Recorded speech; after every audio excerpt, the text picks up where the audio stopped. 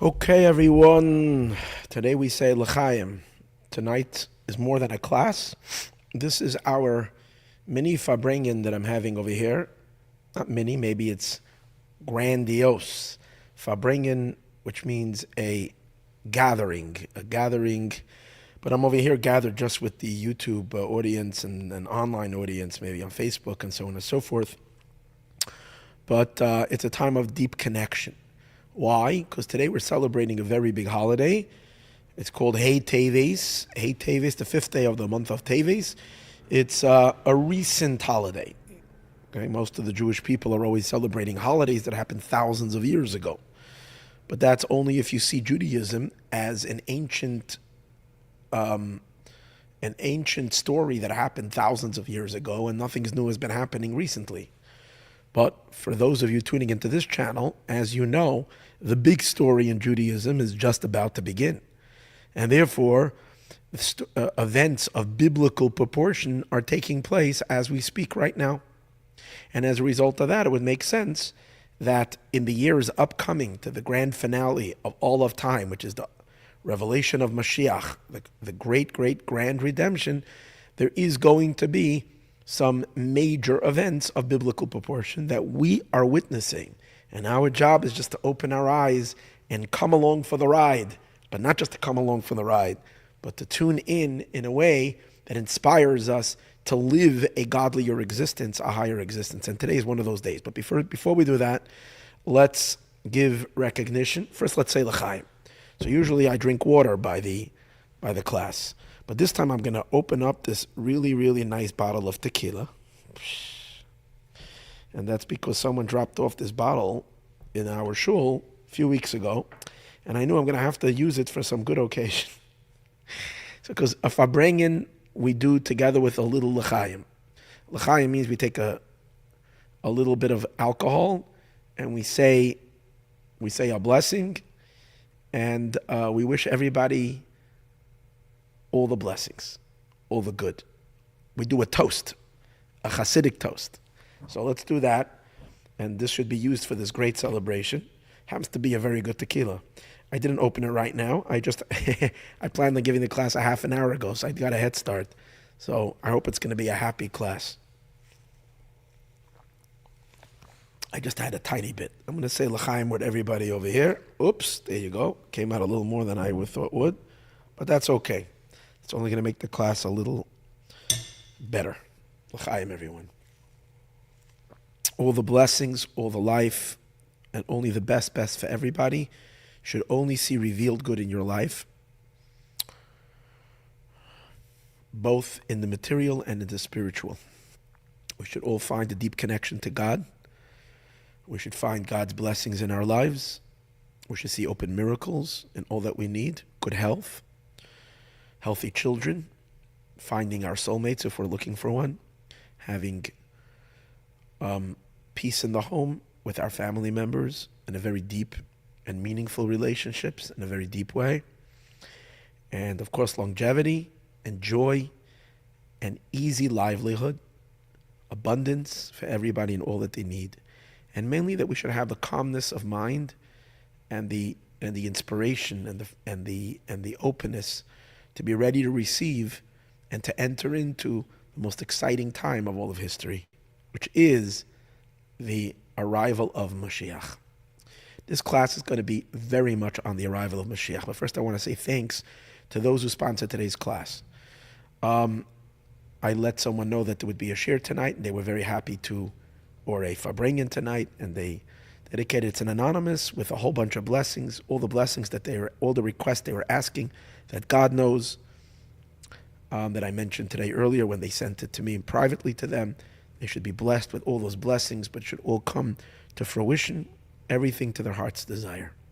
And also today's class was sponsored by Yehuva Fish, and this was an honor to welcome Moshiach, and she blesses it with Yechi, with the great statement of giving life to Moshiach. She says, Yechi Adineinu Mereinu V'Rabbeinu Melech HaMashiach Le'olam V'ed. For those of you who don't know that what that means, you can look it up. And then also she's doing it in honor of her honor of, in memory of Mrs. Shandel Glick, and I don't have the name in front of me, but God does know her name. Mother, a special wife, a great woman, an amazing special woman. Lived in our community so many years, just passed away a few months ago suddenly. So may she come back here already with the resurrection very soon to be with her family. Her family needs her, and she should be with them. And until that time, she should look down in heaven from her family. I'm sure she's chanting lots of blessings, and the family shouldn't know of any more sorrow and pain and only good things. Okay, so that being said, let's go right at it. So tonight is a great, as we said, today, the 5th day of Teves, is a great day. What's the great day? 38 years ago, this day in 1987, Tav Shin, in the year 5740, the Hebrew year, 5747, this day was declared as the Didan Notzach day. What does Didan Notzach mean? Literally, it means our side won. Didan Notzach, our side won. So this day is celebrated primarily in Chabad, but it's beginning to catch on, just like all the other Chabad holidays. After a while, they start entering into the bloodstream of the Jewish people. Like the 19th of Kislev today is celebrated already, starting from year to year, more and more and more to permeate the Jewish consciousness, even outside of the immediate Chabad Hasidic world, because Chabad Hasidism was not meant only for a certain group. It's a deeper revelation of Torah, which eventually is going to catch up with all the Jewish people. Everybody is going to study Hasidus Chabad. There's no question, because it's a deeper level of Torah that is meant for the Jewish people. The Chabad Rabbeim never intended it for a select group. It was intended, they were the leaders of the Jewish people. They were bringing new Torah to the world, deeper Torah, a deeper dimension of Torah to the world. Some people recognized it at the time and received it. Others might still have their eyes close to it or their ears close to it and not be aware that this is for everybody and think maybe this Torah is not for them. But that doesn't change the nature of these teachings. They're for everybody. And like many other things in Judaism, it takes sometimes a few hundred years until it finally, completely penetrates. So this is one of those as well. Anyways, what happened on Hey Teves? What was the great celebration? So I'm going to be very brief on the story. You can watch videos, and there's many rabbis who are spending today going through the story. What I would like to do is explain in a mind-blowing way the grand, global, cosmic significance, other than just the story. Now, the story is great as it is as well, and it has significance, and it makes Hasidim happy, and we sit and we celebrate. Today, it's a Yom Tov. I'm wearing, as you can see, I don't know if you see, but I'm wearing my Shabbos clothing, because this is a great holiday. But what is the holiday? What happened? I'm just brief. The story happened that in Chabad, amongst the Lubavitch Rebbes, there were seven Chabad teachers, masters, beginning with Rav Shneur Zalman of Liadi in around the late 1700s, from about 1775, 1773, until 1812 was the time of the Alter Rebbe's leadership. First Chabad Rebbe, he instituted the teachings of Chabad Hasidism. Then there came his son, the Mittler Rebbe, for another 13 or so years, and then consecutively his grandson, and then it continued on the lineage for 7 generations until Rabbi Menachem Mendel Schneerson, known as the Lubavitcher Rebbe. Now, during 1987, in 1985, they noticed in the Chabad headquarters in 770 in Brooklyn that there were books missing from the library of Agudas Chasidei Chabad. Agudas Chasidei Chabad means the aguda. How would you translate aguda? It's the communal. I don't know. I don't have the translation right now, but it would mean kind of the official um, um organization of the Chabad movement. Of course, there is the Lubavitch Rebbe, but the Rebbe instituted an official legal organization called Agudas Chasidei Chabad. So they owned the library.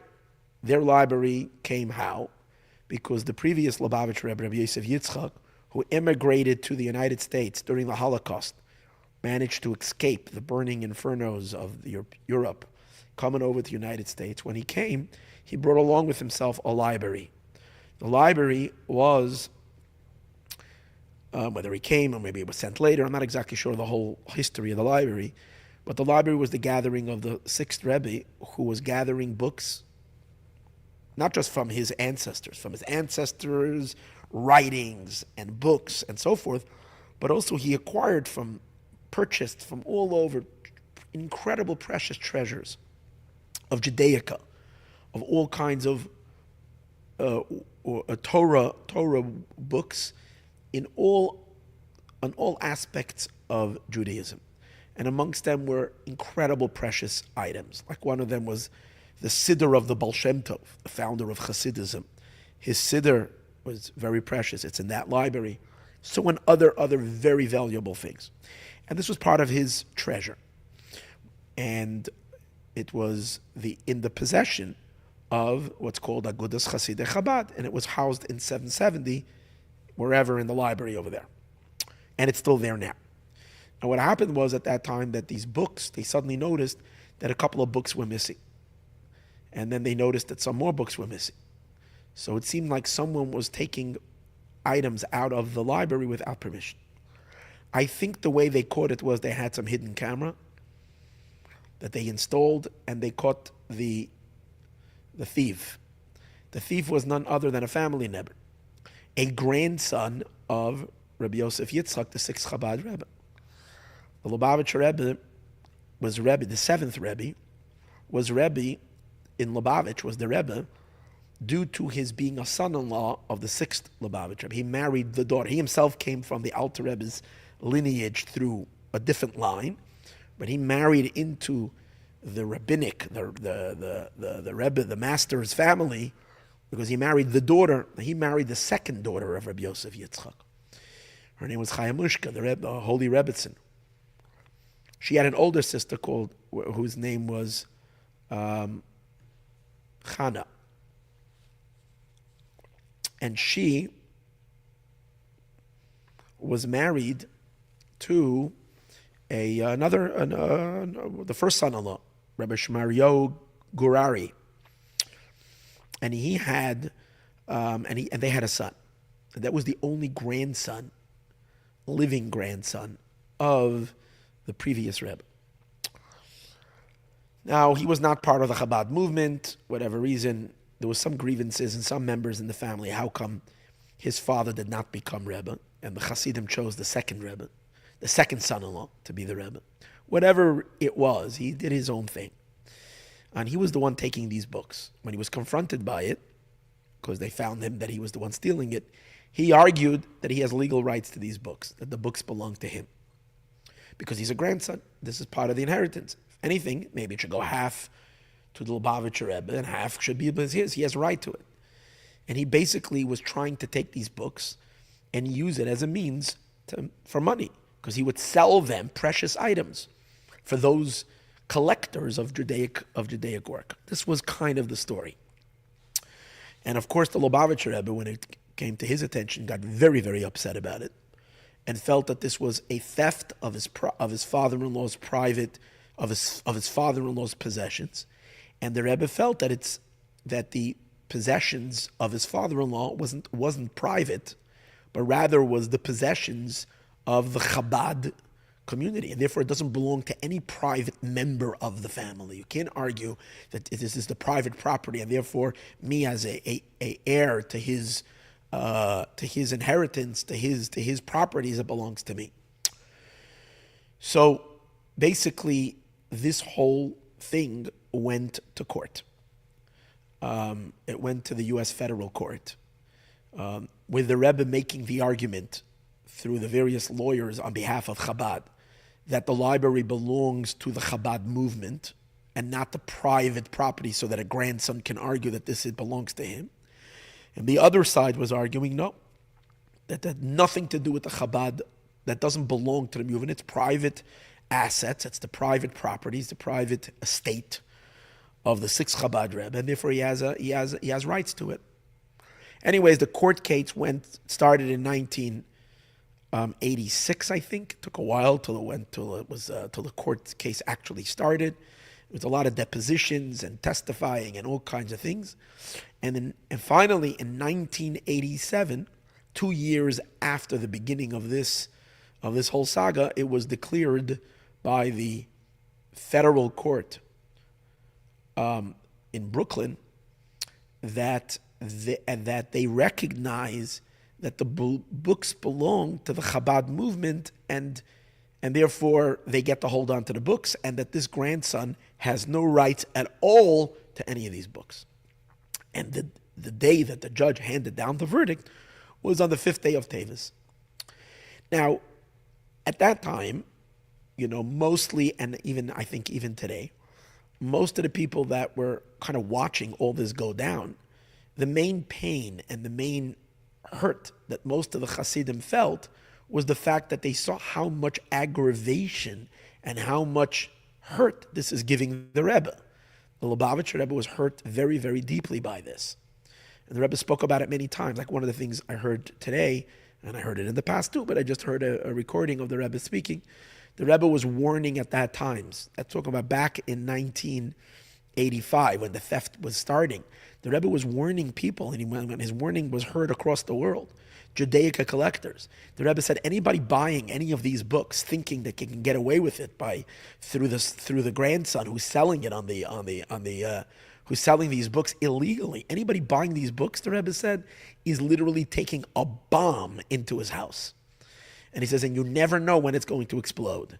I mean to say, this is not going to bring you good by having a stolen book from my father-in-law's library. This is not, the Rebbe saying, from the Rebbe's library. Having something like this is a bomb ready to explode. It's very dangerous. Don't do it.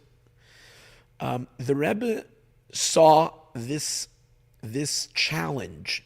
It wasn't just a family dispute between him and his nephew, but rather the Rebbe, you can see from the Rebbe that the Rebbe saw it as a massive spiritual war that was being fought against. So I'm saying, for the most of the Hasidim, kind of you're watching this, it's a family, it seems to be an argument for the possessions. Of course, it's a lot of value. But a lot of people were, the Rebbe really cared about this. So what was and almost like, in Chabad, the history of Chabad Rebbes is that the Chabad Rebbeim had lots of challenges throughout it was lives fought with Mesiras Nefesh, with self-sacrifice, and so on and so forth. And many of the Chabad Rebbeim even sat in jail, in prison, like the Alter Rebbe, and the Tzemach Tzedek, the second Rebbe, the Mittler Rebbe. The Tzemach Tzedek was also arrested many times. He was kept in house arrest, but still he was arrested. And the Rebbe Yosef Yitzchak, the sixth Lubavitcher Rebbe, was arrested, I think, 12 or 13 times. I'm not exactly how many times, or maybe 7 times. I don't know exactly how many. But especially his last arrest, which was a danger for his life. So, and this was kind of the Rebbe's personal, term of something that caused him such deep aggravation. So when when Hasidim and the Rebbe won the court case, it was like crazy. And the Hasidim were dancing on the streets for an entire week. Literally every day for hours, people were celebrating and dancing and rolling. The joy was incredible. And that's the story. The Rebbe got the books were returned to the Chabad library. He has no rights to them, and fine. But if you're looking at the story, you see that the Rebbe saw this as some kind of a spiritual accusation, or some kinds of powerful spiritual forces that were fighting personally against the Rebbe. The Rebbe even said to the notion in the story that, and again, I don't have right now in front of me the quote and when the Rebbe said it, but it is clear, I know for sure that this was said, and it was said publicly, so maybe others who will listen can actually put it in the comments, and you'll tell me when it was, but I know definitely it was. The Rebbe said that this challenge was a challenge to der Benkel, which means it was a challenge to the Rebbe's seat, to his right, or to his, not right even, to his continuity of the Chabad movement. And it was, they weren't challenging just books. They were challenging if Chabad Chassidism continued into the 7th generation. Or was Chabad over in the 6th generation with the previous Rebbe? And they're not acknowledging the 7th Rebbe as a Rebbe. So it kind of, as the Rebbe said, it was a challenge. The Rebbe doesn't talk about himself ever. He always swallows himself into his father-in-law. So the Rebbe was saying kind of that it was a challenge against Nasi Dareinu, against the leadership. It's a fight against the previous Rebbe. But it was clear that the Rebbe was saying it's a fight against him. So it was a great victory. But as mentioned earlier, there is clear evidence that from the way the Rebbe spoke about it, from the major celebration that it happened afterwards, and from the pain that it caused him, that it wasn't just about books, although that itself is important, but it was a bigger story. And what I would like to do today is perhaps present some evidence of that, and plus give perhaps, this is just perhaps, a insight into the significance of the day and of the victory that came about on that day on a cosmic global scale. And why this is not just a celebration, especially for those who were there during that time, why this kind of should be etched into the annals of Jewish history forever and ever. And why this is so messianic in nature. That's where I want to go with this. What I would like to begin with is that during this entire period, now the day is called Dida Natzach. Dida Natzach means we won. So I remember I was a little boy at that, I was 15 years old then, and I was not associated consciously with the Chabad movement. But I remember living not far from, I was living in Brooklyn at the time, in Borough Park, and everybody heard of the commotion that was going on in Crown Heights. Everybody heard that Lubavitch, that the Chabad movement is on wheels, that the Chabad movement is literally going crazy by that victory. And we knew the song that came out. What was the song? The song was a song without words, and then it would just get to a certain highlight, a high point, and the song was, everybody would cry out together, Didan Notzach, we won. Didan Notzach, dan dan dan dan, Didan Notzach. That's the song. Okay, you can look it up. The song of Didan Notzach. It's a strong song. It's got a good beat to it. It's got a good, powerful expression of we won. And I remember thinking, it's just so funny. It seems a little bit arrogant. We won. Okay, you won, so be happy. But what's this? We won. Our victory is ours. It was strange. Now, where did this notion of Didan Notzach come from? So what's fascinating is that the Rebbe, during this period, and again, I didn't have the ability to do my full research when the first time the Rebbe quoted this particular thing that I'm going to now share with you. But the Rebbe quoted a Midrash, which is a compilation by the sages of the Mishnah, Midrash Rabbah, on Leviticus in Vayikra, on Parshas Kedoshim. The Rebbe quoted this Midrash as connected to the event that happened. And you'll see in a moment where the name came from, Didan Notzach, we won. Now, I know for sure the Rebbe spoke about it after the victory. For example, on the 12th day of Teves, the night of the 12th day of Teves, at the conclusion of after the victory of 7 days, at the conclusion of 7 days of celebration, Sheva Brachas as we call it, 7 days of celebration, that evening there was a talk from the Rebbe, and he quoted this Midrash, because I watched a video and a recording of the Rebbe speaking about it. But it's clear that the Rebbe didn't just quote it then. The Rebbe quoted this Midrash, I'm almost positive, quite a few times throughout the court case, not just at the conclusion. I think so. Again, correct me if I'm making a mistake. Again, I'm not such a historical figure when it comes to all these elements in the history of Chabad. History is not my thing. There's many rabbis and Chabad rabbis, they can tell you what went on by the Rebbe every single day, morning and afternoon. And the Rebbe looked this way, and he looked that way, and he went here, and he went upstairs. I've never studied that. I don't know that. So I'm not claiming to be the expert on it. And I'm sure you can ask many of the great knowers of Chabad history, and they can fill you in on the details. But there is no question that this Midrash was kind of at the center of the celebrations. But when you hear the Midrash, it is very, very strange. And it's very strange to understand what the Rebbe wanted by quoting this Midrash. But I think, and this was my insight this year, what I'm going to speak about, I spoke about it last year already. But this year, it's got flavor, and it's got energy, and it's got power like way beyond last year. Because of events that happened this year. See, what I'd like to share with you is that this is an ongoing story, and it's not just an ongoing story. The story is a couple of 100 years old. It didn't start in 1985. It started in the 1700s. And if we were to say more than that, we can say that the story started in the first temple era. So we're going back, way back. And if we're to say even more than that, we can even trace the story, as we will explore today, all the way to the Abrahamic times. In the days of Abraham, the founder, the first Jew, the biblical times, the story of Hey Teves started already then. So that's what I'm saying. It's a much bigger story than what we think. Again, this is my suggestion.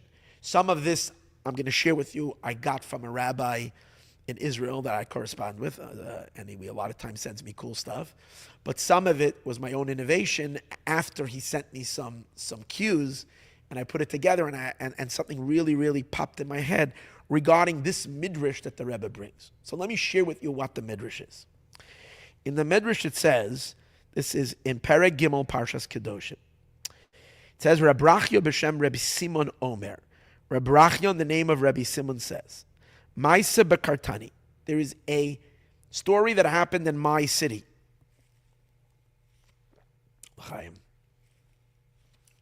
That was only to empty my cup so that we can get some water in. Any case, there's a story that happened, Bekartani.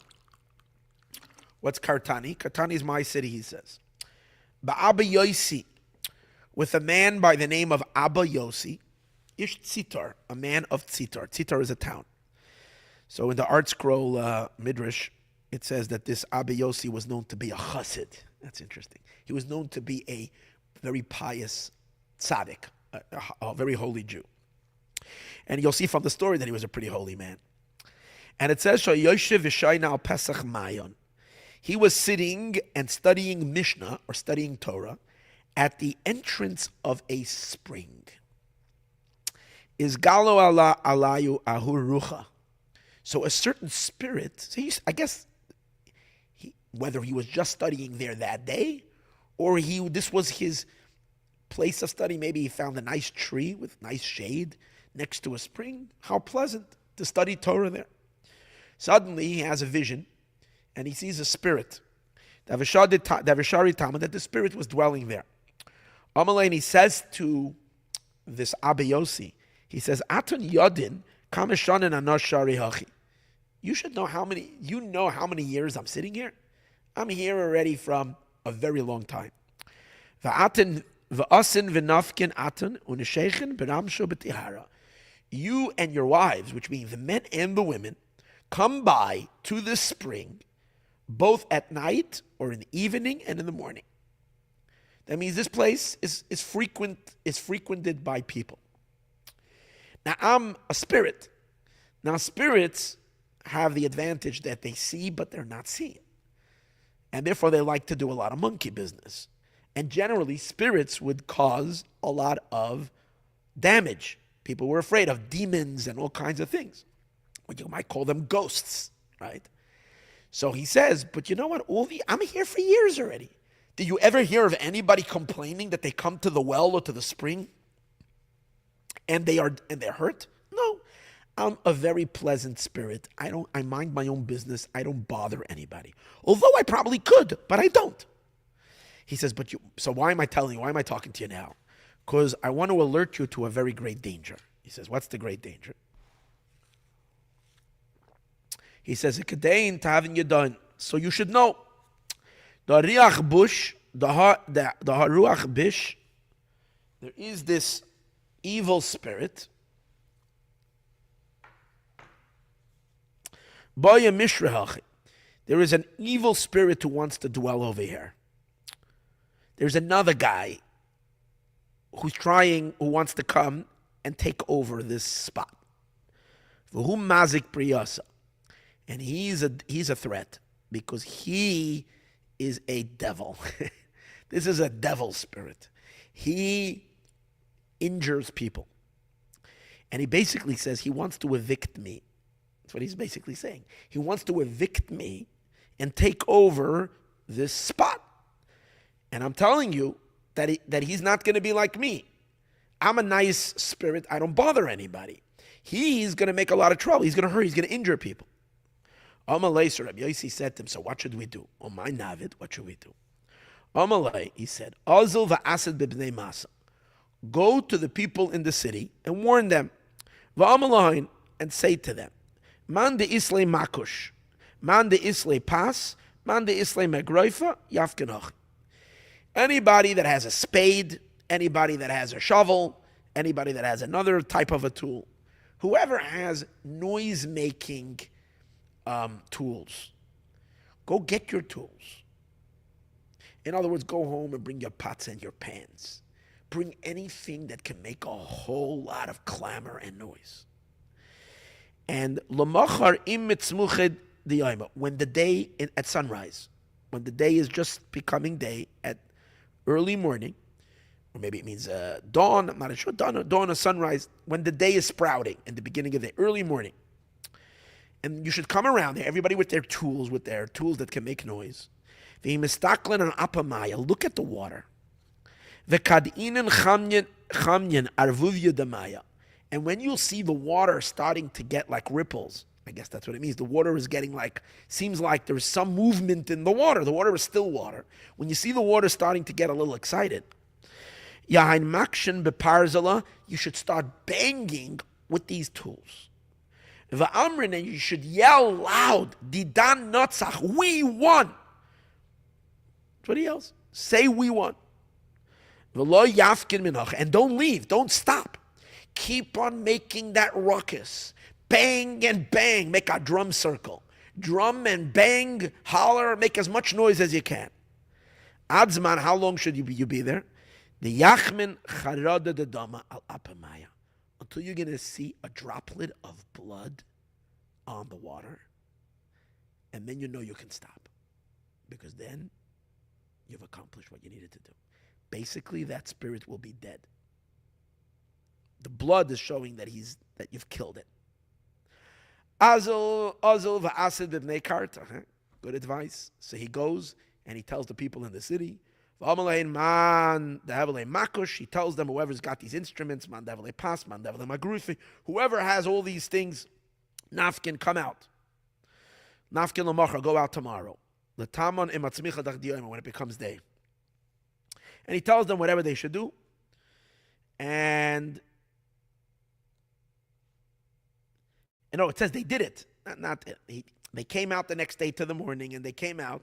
And this time, the only difference in the Midrash is, it says that the people yelled 2 times. Didan notzach, didan notzach. Twice didan notzach.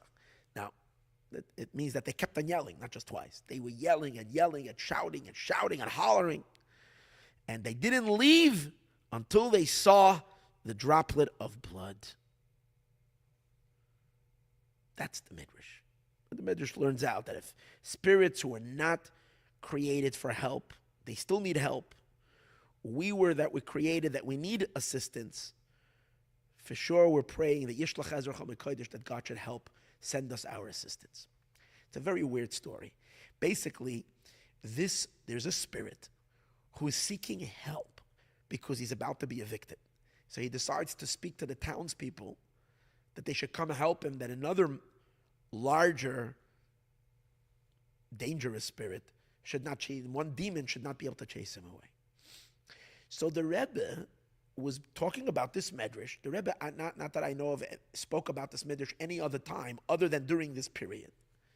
And the Rebbe was kind of seeing that just like in this story, the way we beat the negative, the dark spirit, was by banging and hollering and making our ruckus and screaming, "We won," and that was the victory, and that's how we chased away the negative spirit.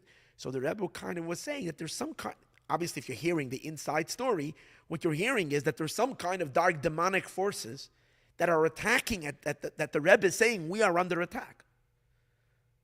Lubavitch or Chabad or the Jewish people are under attack by some spirit, by some dark force, and we need to employ the method that was used then by banging and hollering Dida Natzach. Now, of course, the Rebbe implied it to our own evil inclination. The evil inclination is the negative spirit. When our evil inclination is creeping up against us, we need to stand up and bang really loud and cry out, "We won, we won," which means you stand no chance. And then we will chase away our evil inclination. And as we will do them in our own little small demons, with our evil inclination is called a demon, we will chase away our own demon. This will affect also globally that the dark demon that is somehow attacking then in 1987 or 1985 and 1986, 37, 38, 39, 40 years ago, that which was attacking at that point of time should be defeated.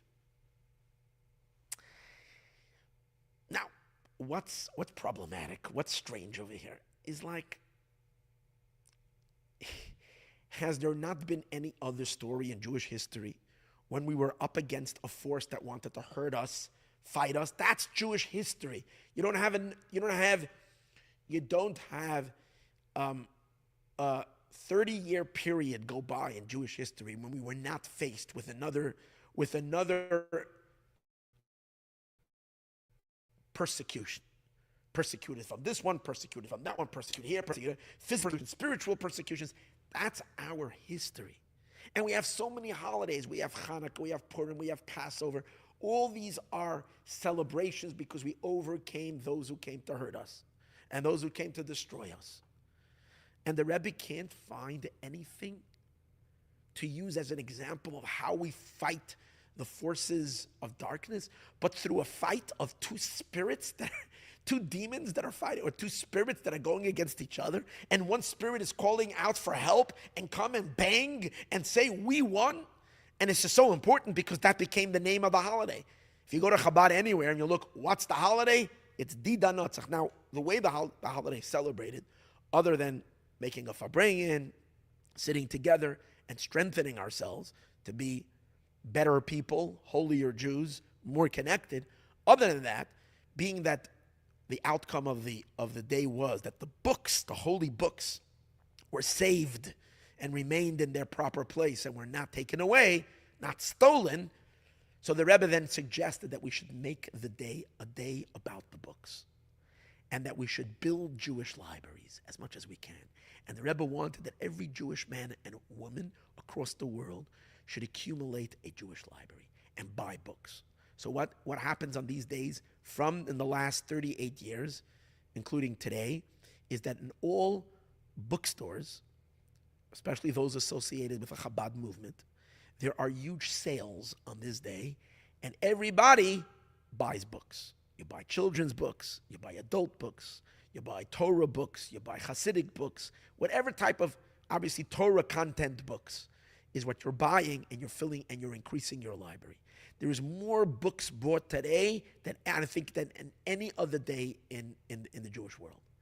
So much so that it went outside of Chabad already, because I've seen that Art Scroll, which is not a Chabad a publication, also has what they call the Hey Teves sale. And many big bookstores, I think like Eichler's and other big known online and prominent bookstores unrelated to Chabad and Lubavitch also have sales on this day, because they picked up on this, that people are buying books on this day to a very great degree, those that are inspired by the Rebbe to buy books. So probably today, I would say hundreds of thousands of books were purchased. I myself, before I came online here today, spent about a half an hour going through the bookstore online and finding a whole bunch of books that I ordered to be part of our center. So, and I do it every year, because the Rebbe, that's how we celebrate, to celebrate for the books.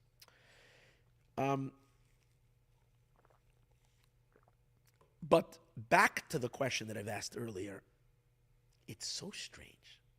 And I had this guy, two things are strange. First of all, this whole story with the spirits that are fighting and banging with the pots and chasing away this demonic force. It's so weird. You have to agree that it's weird. And that this is the defining, like this story, because over here they say we won, and that's how the holiday was characterized, with the name Dida Natzach. What do we sing today at all the Hasidic gatherings across the world? Everybody sings this song with the words Dida Natzach, we won, and it's all stemming from this midrashic source. Strange, really strange. The other thing is, it's hard to understand why the Rebbe made such a big deal about it. Okay, it was very dear to him. It's his father-in-law's library, and these are precious books. And if the guy is taken away, the Rebbe wants that this is Torah that should be studied by the Hasidim. Many of these manuscripts were never published yet. And these are very holy, and they're meant to be taught so we can understand their preciousness and their value. But as I mentioned, the Rebbe seemed to apply to this challenge a cosmic significance. Like I was once studying privately with someone, a Hasidic man, and he said to me, I just don't get it. He said it was a family feud. A family accident always happens in families. How is it that, what does it mean? I don't get it that the Rebbe turned this into like this major dark force that's fighting. Like, what's the significance? So that's what I'd like to explain today. And based on everything we've been talking about happening in the world in the last couple of months. And this is an eye-opener, what with God's help, we'll be able to share with you today. I'd like to take you back to the Zohar that we've been talking about the entire year. For those of you who are with me on the channel, we spoke about the star and the 70-day period where Moshiach defeats all of his enemies. Remember, we spoke about that. I'm not going to go over it, but just brief the point. The Zohar says that on the 25th day of the 6th month, which was the 25th of day of Elul, a star will be seen in the sky. That star is indicating the coming of the arrival of Moshiach, the Moshiach's power in the sky. It's going to be out for 70 days. The Zohar says that 25th of Elul is going to come out on a Shabbat on a certain year. And then it's going to remain out. The star is going to be till the 6th of Kislev, which is going to be on a Friday. Now, it happened to be that this year we had a 70-day period where the 25th of Elul fell out on a Shabbat, and like described in the Zohar. And the Zohar predicts that on the first day that this star, and this year there was a star called star A3, comet A3, that was seen in the sky on that very day, September 27th, as we discussed and elaborated in the earlier classes. And the Zohar predicts that on that day, buildings in a city of Rome will collapse and the ruler of the city will be killed, which happened on that day because, what was his name? Nasrallah, the arch enemy of the Jewish people, the leader of Hezbollah that was seeking to destroy Israel and the Jewish people, was killed through Israeli, and 3 buildings fell down on his head as he was killed on that very day. Then the Zohar goes on to, that's going to be the opening salvo of Mashiach. That's Moshiach beginning to pummel the enemies.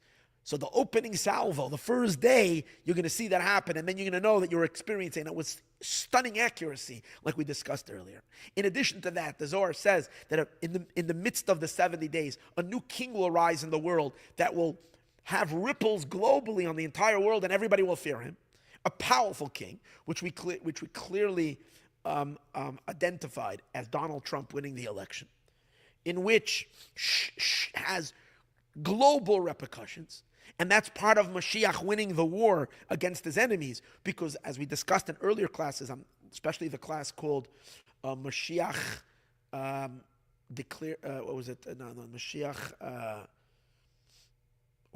wins over. I forgot the name of the class. It was one of the classes I've given just a few weeks ago. Moshiach subdues all his enemies. So with Trump's support for Israel is off the charts. And he does not support, as we're still going to talk about today, a two-state solution, which is the antithesis to Mashiach. Because a two-state solution means that Jerusalem, as we discussed, and the Holy Temple is not in Jewish hands. And it's what Biden's been pushing, and all the other presidents in the United States up until Donald Trump, who flipped the whole thing on its head. And he's going to do it now much stronger with God's help on January 20th. We're going to see incredible miracles. We shouldn't have to wait till then. Let's have Mashiach ready before then. But he's on target to literally completely obliterate the UN's agenda, the European Union's agenda, the entire apparatus that's trying to pressure Israel to be suicidal and give the Palestinians a state. And especially with Jerusalem as its capital, with East Jerusalem, which would basically putting a roadblock to Mashiach. I mean, in the natural course of things. Of course, Mashiach can do what he wants, but in the natural course of things, it would be putting a roadblock to stop Mashiach from coming. So his rise to the presidency in the United States now, especially that he has an incredible mandate, and he won to a certain degree with a landslide, and he has a Republican Congress that has just been sworn in. By the way, really cool. For those of you who have been following, here's where I wanted to drop something missing from the earlier classes. For those of you following the earlier classes, we were discussing how the powers of Moshiach are the powers of number 11 and number 9. Remember, we were saying 9 and 11. 9 is truth, and we were saying the Rebbe is the 9th Hasidic master. So we were saying the power is number 9. We were also mentioning that the Rebbe is the 11, number 11. I'm not going to go into it right now, how the Lubavitch Rebbe is number 11 on all levels. And I found that it's super interesting that and I didn't find it, thanks to one of the commenters on the YouTube. Someone commented, and I thank him. I don't know who it is, but I want to thank him. He commented that the Congress that was sworn in now was the 119th Congress. So the 119 is first two ones, 11 and 9. Cool. So that this fits with what we were saying all along, that the power of the Lubavitcher Rebbe, which is the messianic power in the world, is the power of number 11. And that's what flips over even Esav, which we said is Trump, which he's flipped over through the 11 spices of the Ketores that takes the dark side and flips it over to become holy and godly and assistance to Kedusha, to holiness, and assisting Mashiach. It's amazing. That's what we discussed it earlier. Remember, we connected Elon Musk to it. It's a lot of story, but that's in all those other classes you can listen to. So it's really cool that the Congress that's now in power, which I saw AIPAC has released a statement that there has never been such a pro-Israel Congress in the United States. That means based on AIPAC's recommendations, both the Republicans and the Democrats that are in power, they have never had so many pro-Israel. So it's a Moshiach Congress. And what is it? 119, 1, and 9. So that's just a little addition to what I was saying then. Plus I thought, which he did, is that 119, if you if you add it up, not just 11 and 9, if you write it 1, 1, and then 9, but also 1 plus 1 plus 9 is 11. So again, it's the power of number 11. So it's really cool. So again, the second element of the Zohar, where the Zohar says that a king will rise in those 70 days, and he will take charge over the world. That has happened accurately. And finally, the last portion of the Zohar, which the Zohar says that at the conclusion of the 70 days, Israel will shake around the Holy Temple, and a fire will come out and burn the world, which we discussed does not mean a physical earthquake, which was a political earthquake. And burning the world does not mean burning the good in the world. It means burning the last slap, the cutting of the last wire to actually incapacitate the entire realm of the unholy, the entire apparatus of the unholy, which in its last manifestation was the Iranian alliance of pure evil that surrounded Israel, and its spine was cracked on that day when the Assad regime fell. Miraculously, on that day, kaput, gone. And as we'll soon speak, Iran itself is teetering now. It's literally standing and wobbling, and it's in big, big trouble. I saw the other day that Israel is very worried, not worried, but they're preparing and are high alert because the Iranians are in such a terrible state that they might act in a brash or in a crazy way just to save themselves, because they are really very weak right now, and they're almost ready to topple. So basically, we see that in those 70 days, the entire apparatus of darkness was crushed. The walls, the enemies of Moshiach were obliterated. Both the internal enemies and the external enemies. But Moshiach doesn't come riding into town just from yesterday. Moshiach is present in the world, the spirit of Moshiach, from before creation. So the war of Moshiach did not just start in this final year after October 7th. The war of Moshiach is an ancient battle.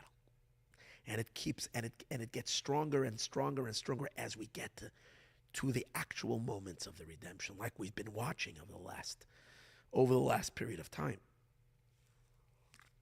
So the victory of Moshiach, believe it or not, on the highest level, the victory of Moshiach is connected to the 5th day of Teves. The Rebbe's victory in this court case had cosmic vibrations. And in order to illustrate this, I'm going to share with you just right now 2 magnificent events. One of them happened in 1992, 5 years after Hey Teves 1987. Now, by the way, Hey Teves 1987, listen to the date, was January 6th, which I think is also significant, although the significance of that would not be known until many years later. But on January 6th, 1987, that's when the judge handed down the verdict that the library belongs to the Rebbe. Now, that's obviously, you can see, a day that later is going to become significant in Donald Trump's life. Okay, when he was accused for a insurrection. So, which was basically the strongest moment of the internal war of the soul on the soul of America, right? Which is all very, very much part of Mashiach's battle. There is no question. So January 6th. But 5 years after that, on Hey Teves, the 5th day of Teves,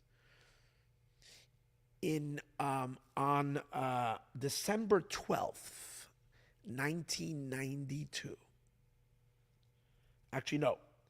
It was December 12th, 1991. Okay? You can look it up. December 12th, 1991 was the day that officially the USSR, the Soviet Union, was dissolved. A certain document was signed, and the USSR was officially dissolved. Obviously, there were a bunch of dates and events that led up to it. When Ronald Reagan yelled to Gorbachev and he said, "Take down that wall," right? And many other events that happened. But a very significant day that literally put the nail in the coffin of the USSR, we'll speak about it later, was on Hey Teves, the Hebrew date, the 5th of Teves, the anniversary of the Rebbe's victory. 5 years later, that happened. And here is the next event that I'd like to share with you. Happened on the 5th day of Teves, just 5 years ago. So one event of significance happened 5 years after 1987, the original date of the court case, which was 38 years ago. So this event, 5 years minus 5, 38 minus 5 is what? My head is, I'm so tired now that I don't even know. It's 33. So 33 years ago was the complete dissolvement of the Soviet Union. And on Hey Teves, the 5th day of Hey Teves, 5 years ago, which is in the year 2020. That year it fell out on January 3rd. Look it up. Do your own Google search. What happened on January 3rd, 2020? Well, Donald Trump authorized U.S. drones, the U.S. military, to assassinate, to take out a man by the name Qasem Soleimani on a runway in the Baghdad airport is when they attacked him. They hit him with drones, with certain missiles, and his cars, whatever this, blew up in fire, and that was the end of Qasem Soleimani. We'll soon share what Qasem Soleimani was. If the Iranian regime is the head of the snake, okay, of the entire force that stands and is threatening Israel, has taken on the Palestinian cause to fight for the Palestinians, as we said before, and to bring about what they want, a Palestinian state, which is really, as they themselves say, from the river to the sea, Israel, Palestine will be free, which means no Jews at all being in the whole entire land of Israel. That if Iran is the head of the snake, Syria was the spine. The spine goes up through the spinal cord and goes into the brain. Who was the brain of Iran? Not the Khomeinis. The brain was Qasem Soleimani. He was the architect of the entire apparatus. He literally was single-handedly was building and constructing a noose around Israel to literally suffocate the Jewish people. He was the one who built up Hamas. He wasn't the originator of Hamas, but he built Hamas up to be this power that it was. He was the one who built up Hezbollah. He was the one who supported Assad.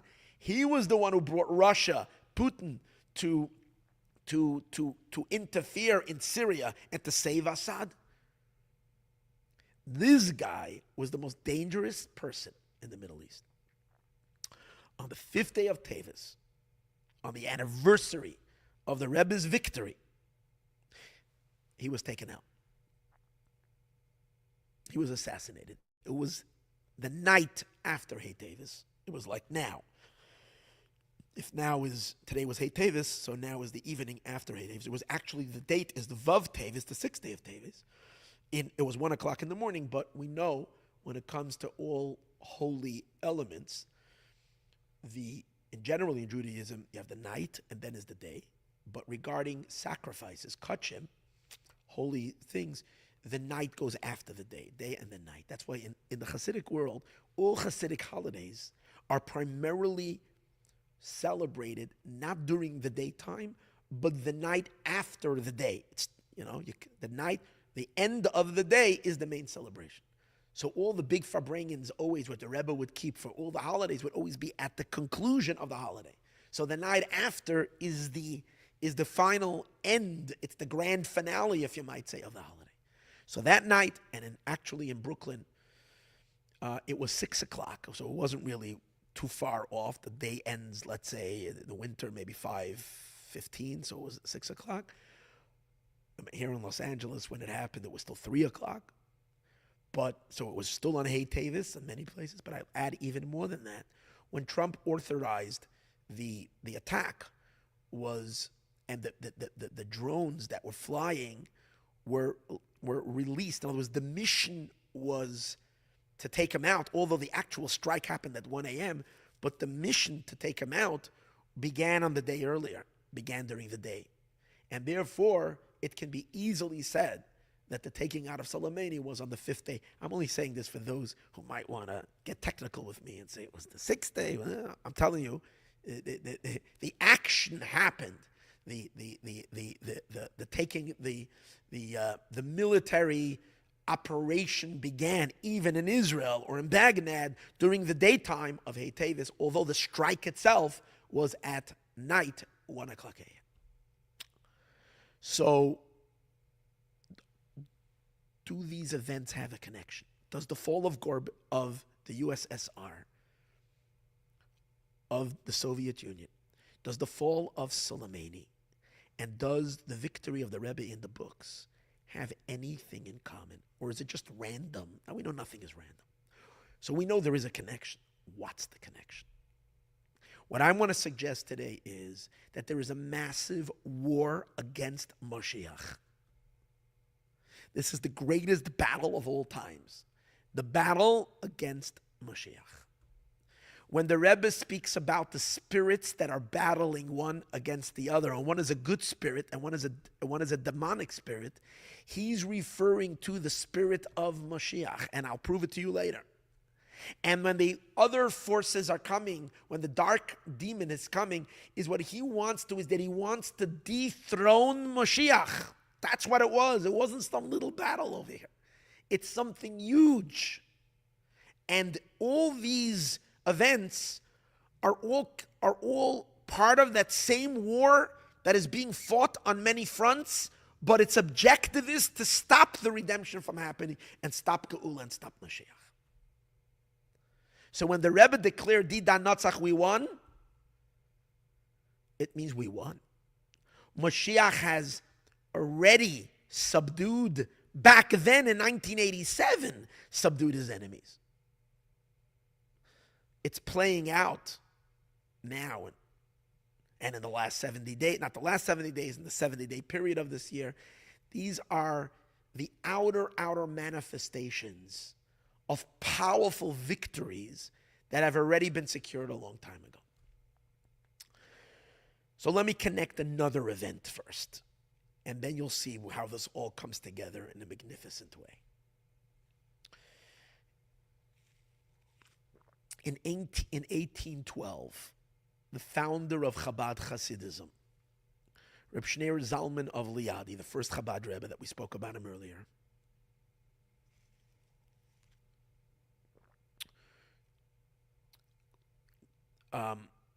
got himself, I think it was still in 1811, at the end of the year 1811, going into the year 1812. Reb Shneur Zalman of Liadi, or maybe 1812 going into 18... I'm not exactly sure the date, but it's 1811, 1812, something like that. Reb Shneur Zalman of Liadi escaped his hometown of Liadi. That's the town where he was living. And that was the center of Hasidism.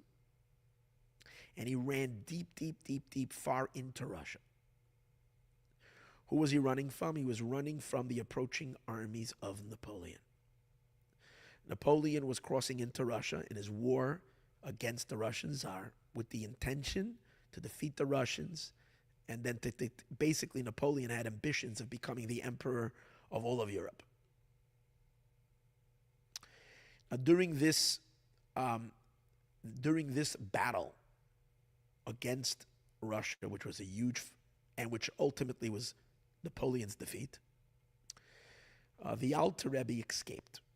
And he ran, and the reason he was running was because he declared that Napoleon is representing a very, very, very, very ugly, dark, venomous, poisonous wickedness and darkness. And the Rebbe, Shneur Zalman of Liadi, did not want to have anything to do with Napoleon. He didn't want to breathe the air, which would be under the area where Napoleon had control. He didn't even want to. He felt that air is toxic. He didn't want to be under his dominion. So he was escaping further. As Napoleon was advancing, he was running to the areas where Napoleon did not reach, which was still under Russian control. Because of this flight, which was, I think, about 150 days, 140 days, was it started late summer, early fall, like the high holidays times, the month of Elul, and it concluded in Teves in the dead of winter. And it was a freezing year, a frigid year. The Rebbe got sick on that flight and during that period of time. There was pneumonia, whatever it was. And that caused, on the 24th day of Teves, which is coming up, celebrating it in 2 weeks, was the day that the holy soul of Reb Shneur Zalman of Liadi ascended on high. He passed away. And he was not yet 70, so he was in his 60s. What exactly his age was, I didn't do my research right now to tell you. But he could have, hypothetically, although we don't say that, could have, that was his life, but hypothetically, naturally, had he not made this journey, he was a strong man, could have lived quite some longer time. In other words, this flight was taken at the risk of the Rebbe's life, and he actually gave his life for it. However, it wasn't just that he was running away from Napoleon. He was battling Napoleon. He was battling Napoleon on the spiritual forces. And you know what's really, really weird and bone-chilling? Is that Napoleon was this interesting figure who had some kind of a spiritual knack, in a sense, because he knew that there is a rabbi in White Russia, in Belarus, who's fighting him. And therefore Napoleon himself arrived in the city of Liadi, and he wanted to see the Alter Rebbe's house. And the Alter Rebbe made sure that the Alter Rebbe didn't want that even a tiny item, even his slippers, nothing should fall into the hands of Napoleon. Again, he felt that if Napoleon would get something from him, that would give Napoleon power. What was so bad about Napoleon? What was so bad about him? Why? And you would think that the Alter Rebbe was routing for who? For the Russian Tsar. The Russian Tsars were anti-Semites. They were so cruel to the Jews. Not just then, but the latter generations that were going to come after the Tsar. I think this was Tsar Alexander. After him came other Tsars, Nicholas and so forth, who made the worst decrees, the famous decree of abducting little Jewish children and drafting them to the army for 50 years or 20 to 30 years of service, in which they tried to coerce them to convert to Christianity, and they tried to rip away from them all of Judaism. And others died from all kinds of torture and suffering and pain. It was one of the worst, darkest times in Jewish history, was what the Jews suffered under the Tsars after this story in the 1800s, under the wicked Tsars. Why was the Alter Rebbe so adamant? What would it be so bad if Napoleon would have defeated the Tsars? Quite on the contrary. Napoleon was bringing a message of freedom, of oppression. The French Revolution was trying to overthrow the powers, both of the monarchs, of the kings, and give much more power to the people.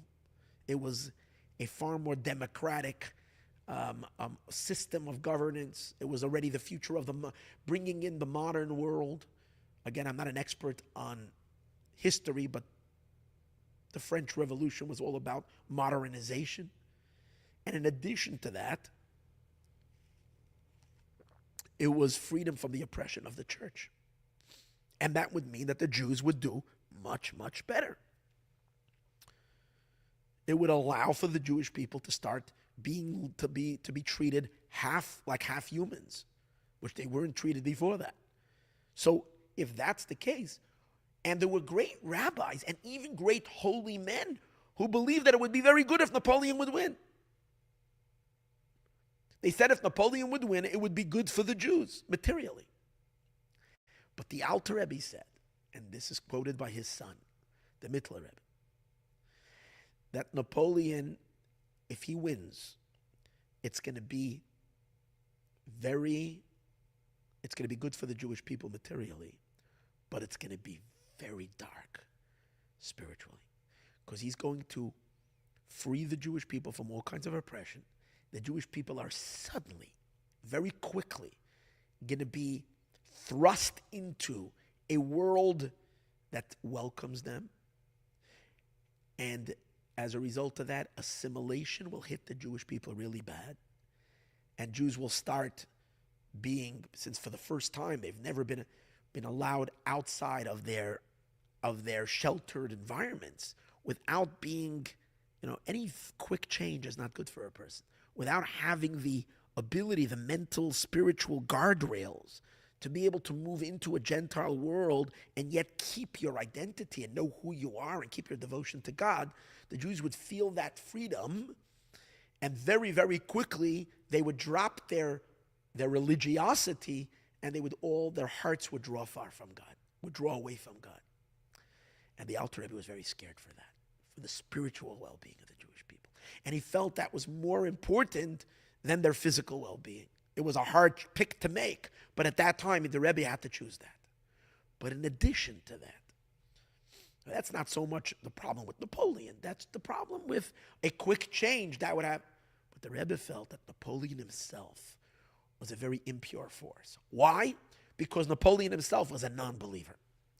He laughed at religion. He was not a God-fearing person at all.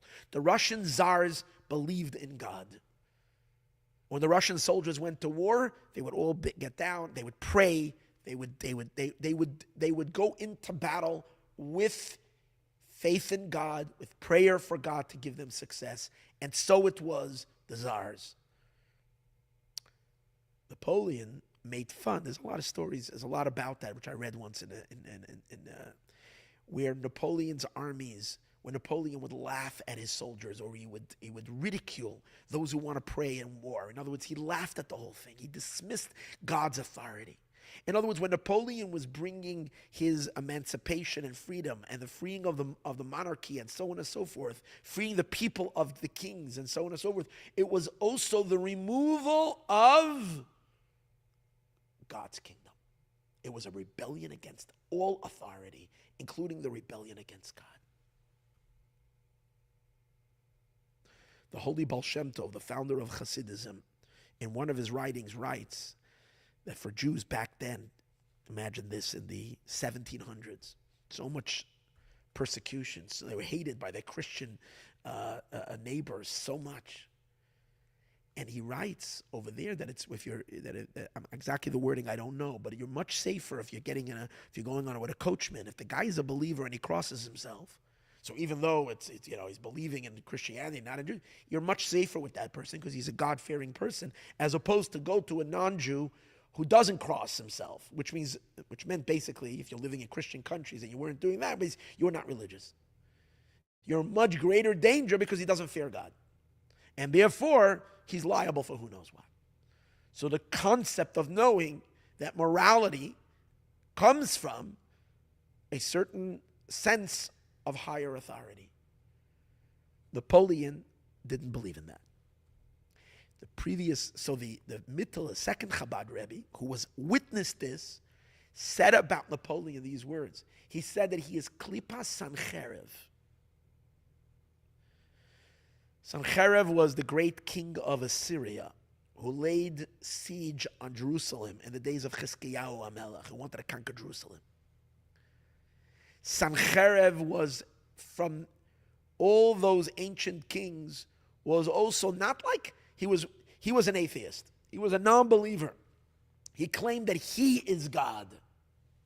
While the other emperors and other kings believed in even the pagans believe that there is powers in their whatever deities that they believed in, but they all had the sense that there is one superpower that's above them all. It's like the Talmud says that even those who serve idols believe that God is the God of gods. There is God and there is the gods of God, the God of gods. But there is also power to the little gods, so to speak. But not so Sancheiriv. Sancheiriv denied God's authority completely.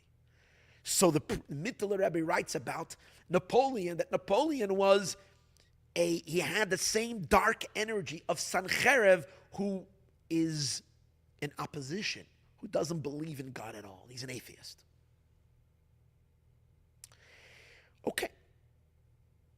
Why is Napoleon then going head to head with the Alter Rebbe? Well, here we have a bit of information. If the Mittler Rebbe says, the son of the Alter Rebbe says, I don't know if he probably heard it from his father, but even if he didn't hear it from his father, we can take him on his word. That Napoleon is Klipa Sancheiriv. He is the impurity, the same dark energy of this Sancheiriv. We find that Sancheiriv was an anti-force against Moshiach. And how do we know that? Number one, he came against Jerusalem. Jerusalem is the everlasting empire of God. And we can understand now why. If you want to obliterate God's name in the world, from the world, if you want to remove the divine authority from the world, you want to free the world from any religiosity in a sense of a creator, of a universal creator, of an omnipresent being that's watching over all of the world and watches our actions, and we all are accountable to him. Which capital do you want to destroy? You want to destroy Jerusalem. Because Jerusalem stands for, the word Yerushalayim stands for, in Hebrew, Yireh Shalem, complete fear. You want to destroy, you want to dismantle the holy temple in which God resides in, and where humanity comes to worship one God. You want to take down Jerusalem because Jerusalem is the fear of God. That's why Sancheiriv came against Jerusalem. And which king? Against Chizkiyahu. Who's Chizkiyahu? A descendant of King David. The Talmud tells us that Hashem, God, wanted to make Chizkiyahu Mashiach. And he wanted to make Sancheiriv Gog and Magog, the great king who comes to fight Mashiach. So you see that Sancheiriv is an anti-Mashiach being. In the end, Sancheiriv was defeated. He laid siege on Jerusalem, great miracles happened, his entire army was wiped out. And he ran away. And he was also killed.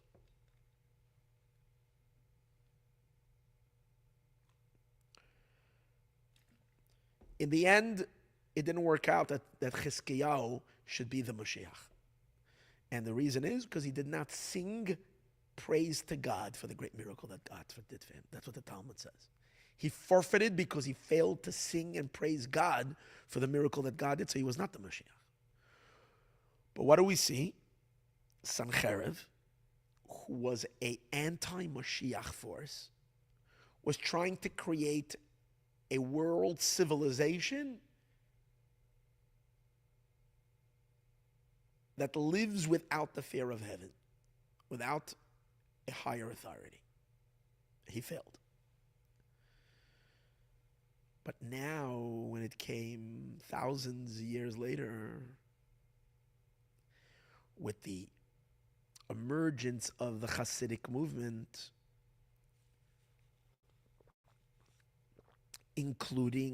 beginning with the Holy Baal Shem Tov in the year 1733 is when the Baal Shem Tov was revealed. And the Baal Shem Tov's time period was from 1733 to 1760, which Baal Shem Tovism, Hasidism, begins to bring the ultimate experience of God to the world, revealing the inner essence of Torah, and creating a much greater sense of the divine in the world, and bringing a very, very, very big and deep sense of Yirah Shamayim, a fear of God, in a very real, deep way. in general, bringing love of God, fear of God, joy of Hashem, and a deeper sense of the divine presence to the world as an introduction to the great consciousness of Moshiach. And 2 generations later, after the Baal Shem Tov, and after his successor, the Holy Maggid, passes away in 1772. So in 1773, 73, 74, 75, is when the seeds of the next stage of Hasidism starts to grow. And that is, the next stage of Hasidism is Chabad Hasidism, which is, the founder of it is Reb Shneur Zalman of Liadi.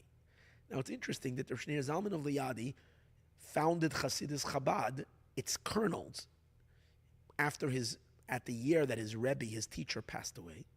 And he was looked upon by thousands as the leader of the Hasidic movement. Although at that time the Rebbe, the Alter Rebbe, still had a teacher that he looked up to. But in the end, that teacher went to Israel, and the Alter Rebbe remained the great teacher of Hasidism for all of Russian Jewry, for most of Russian Jewry. The Alter Rebbe, by founding Hasidus Chabad, and we spoke about this many times, that is the family of the Davidic family, Malchus Beis David. The kingdom of the Davidic family is beginning to sprout.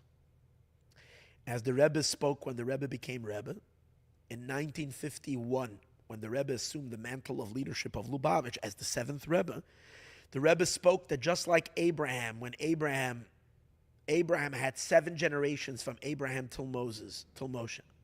There were 7 holy, righteous people, and their job was to bring about the presence, cause God to dwell in this world, to bring the divine presence down to this world by the giving of the Torah, and from there and onward to the Holy Temple in Jerusalem.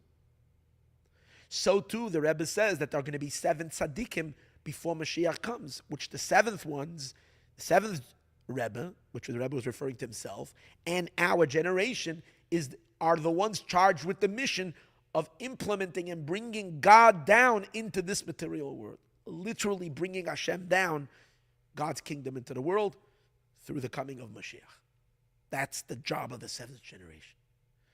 And it has been said through the Chabad Rabbeim, meaning in the generations. The Rebbe Rashab says it explicitly in one of his, it's printed in his talks, where he says more than once, he says, we are, meaning this, our family, the family of the Chabad dynasty, we are from the family of David HaMelech. We are from the family of Malchus Beis David, of the kingdom of David, which on him it is said, Shelo yichpe neiroi, that his flame will never be extinguished. So these are the 7 generations. And if you know anything about Hasidus Chabad, it teaches very much love your fellow Jew. It teaches very much the love of God. But at the very, very cornerstone of Hasidism is a very powerful base of bittul. Bittul means complete nullification in front of God. So much so that there is no ego at all. Hasidism can't stand ego. Hasidism means even amongst the Jewish people, Hasidism is the extreme form of egoless beingness, selflessness. Not learning, not studying Torah to become somebody, to be something. Because then you have a presence of self in front of God. That's not the nullification and the utmost of humility. In Hasidism, the premise is that God is and you're not. Or if we exist, we're existing as expression of Him, but not as something independent, not even the tiniest. Hasidism looks at having, in Hasidism, the word being a somebody, when you call somebody a somebody, that's the biggest insult you can give to the person. You're a somebody? You think of yourself like you're a somebody? You have even the tiniest inflation of self? In Hasidism, that's very, very, very, very rejected. Very strongly in Chabad Hasidism. Why? Because the Alter Rebbe is the beginning of the foundation of the restoration of Jerusalem, of Yerushalayim. we might say in a certain way that the Alter Rebbe is already ascending the throne of the kingdom of David that is going to be restored in Jerusalem. He's the first one to sit on that throne as it's coming back for the time of Moshiach, bringing the incredible lights and teachings of Chassidus, of fear of Hashem. And bring to your attention chapter 41 in Tanya, where the Alter Rebbe talks about how to fear God, where he talks about how every day you should meditate, how Hashem, the King of all kings, is standing right over you, watching over you every second. And he leaves and he sets aside the heavens and the heavens above, all the billions of worlds and beings and angels. All that is meaningless to God, because he comes down to just you as an individual, standing over you, watching if you will serve him. And that, he says, will bring you, if you meditate on that every day for 5 minutes, you will fear God all day long. That's the cornerstone of Hasidism. It's Yiras Hashem, fear of God. Yerushalayim.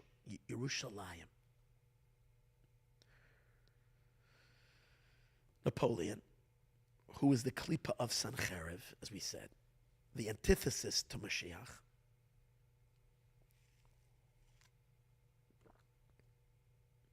is going to fight particularly the tzaddik, the individual who is laying. Now, I'm not saying Napoleon necessarily knew this consciously. We do know that Napoleon knew that the Alter Rebbe was someone that he wanted to, that he felt was an energy against him, as we discussed earlier. And the Alter Rebbe ran, and as we said before, made sure that everything was burnt and everything was taken away. They didn't leave anything for Napoleon. But you see that there was some kind of a conflict over here, a force, one force against the other force. The Alter Rebbe then promised that Napoleon will fall. Napoleon was having victory after victory after victory, almost took Moscow. And the Alter Rebbe kept on telling his son, I promise you, and I might even say that he swore, that he will have an incredible, he had a vision, that he will have an incredible fall. And that's what happened. Napoleon fell. The Alter Rebbe took him down. But you know what's interesting? Talk about Napoleon fighting the Alter Rebbe because the Alter Rebbe is the seed of Moshiach. And again, if you think about the ideology, the Alter Rebbe's ideology is that God is everywhere and everything, and we're under the authority of God every second to the utmost, the fear of Hashem, the Jerusalem experience. Napoleon is the total opposite. The removal of a fear of God, the removal of a higher being, as we said, Sancheiriv. But you find that in 1799, before 1812, 1811, this is when Napoleon marched on to Russia towards Moscow with the dreams of conquering all of Europe, right? But before that, he was in the East. He fought a war by Egypt, and he actually had a battle for about a month and a half in the city of Akko, which is in Israel. His armies were trying to take the city of Akko, which is in Israel, not far from the Jaffa port. And they were able to fend him off. And in his plans, he thought it would be a piece of cake. And his plans was that from there he was going to take Jerusalem. Now it's interesting, the promise he was giving the Jews was that he would free Palestine and he would make it, and he would allow the Jewish people to go back to make it their country. That was his promise to the Jewish people. It's a question if he really meant it, or if it was just something that he said because the sheikh or whoever it was that was in charge of the city of Akko then, whose soldiers were defending the city, there was someone, Chaim, I was reading about this in I think, a Wikipedia. Chaim was his name. He was an advisor to and he was a major supporter. And based on his advice and his support, Napoleon was not able to take the city. So he was trying. So some want to say that he was trying to persuade the Jewish people to side with him. Whatever his intentions were, but there was interesting is that he had a desire to go for Jerusalem. Again, it matches him up with Sancheiriv. But here is something even more important. Even more important. And that is that Moshiach brings the ultimate freedom to the world. The freedom from being enslaved to our materialistic selves. The freedom to be from our evil inclination. The freedom from oppression from outside forces and from internal forces. The ultimate empowerment for every single person to be the ultimate godly light that we are meant to be. That's the ultimate freedom. And what's the ultimate freedom? To be the ultimate servant of God. To be Hashem's servant, to be like King David. King David is Moshiach. He is the seed of what is Moshiach? What does King David say? I am your slave, the son of your servant. Of your maid, I mean. I'm saying slave on purpose. Because servant, I'm your slave. Meaning King David is willing to slave for God. I know it has a negative sound to it.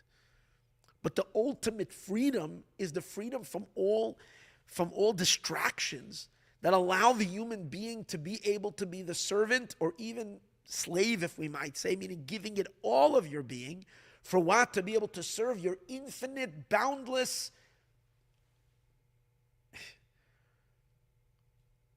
the King of all kings, God, you can be her servant. That's the freedom. That's what Mashiach is going to bring us. He's going to bring us freedom to serve, which is going to be our ultimate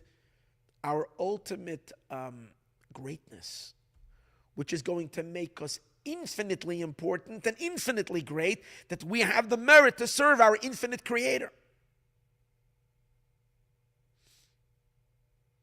Napoleon was also promising freedom. But his freedom was a freedom from God.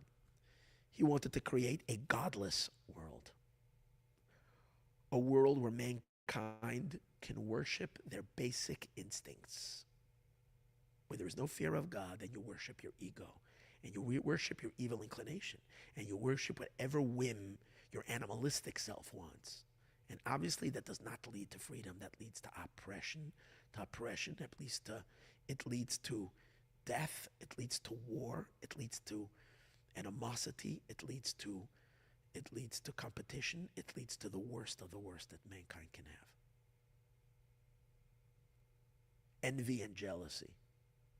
And everybody's here to take whatever they can grab of their own.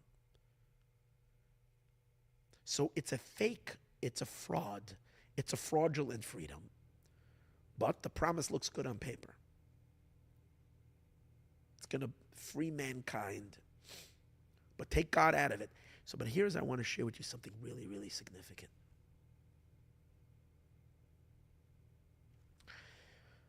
"14 years before the French Revolution, which began in 1789, in 1775, there was another revolution on the other side of the Atlantic Ocean. Which is what? The American Revolution, which was fought, 1775, and then in 1776, on July 4th, was the Declaration of Independence of the United States of America, Independence Day, which we're coming up to its next year, is it going to be? When we're going to have the 250th anniversary of the United States. Yeah, not next year, the following year, in the 2026, 250 years of the United States of America. The United States of America was also giving people freedom, also removing the oppression of the oppressive forces of the kings, of the monarchs, of the selfish, self-serving kings. But the American Constitution and the American form of freedom was God-based, was based on a deep faith. We will be one nation under one God.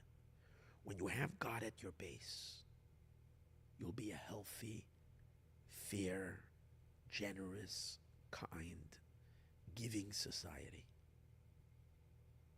So it's interesting. Two revolutions happen at the same time. The American Revolution is a advance for humanity. The French Revolution was was the opposite, was a regression for humanity.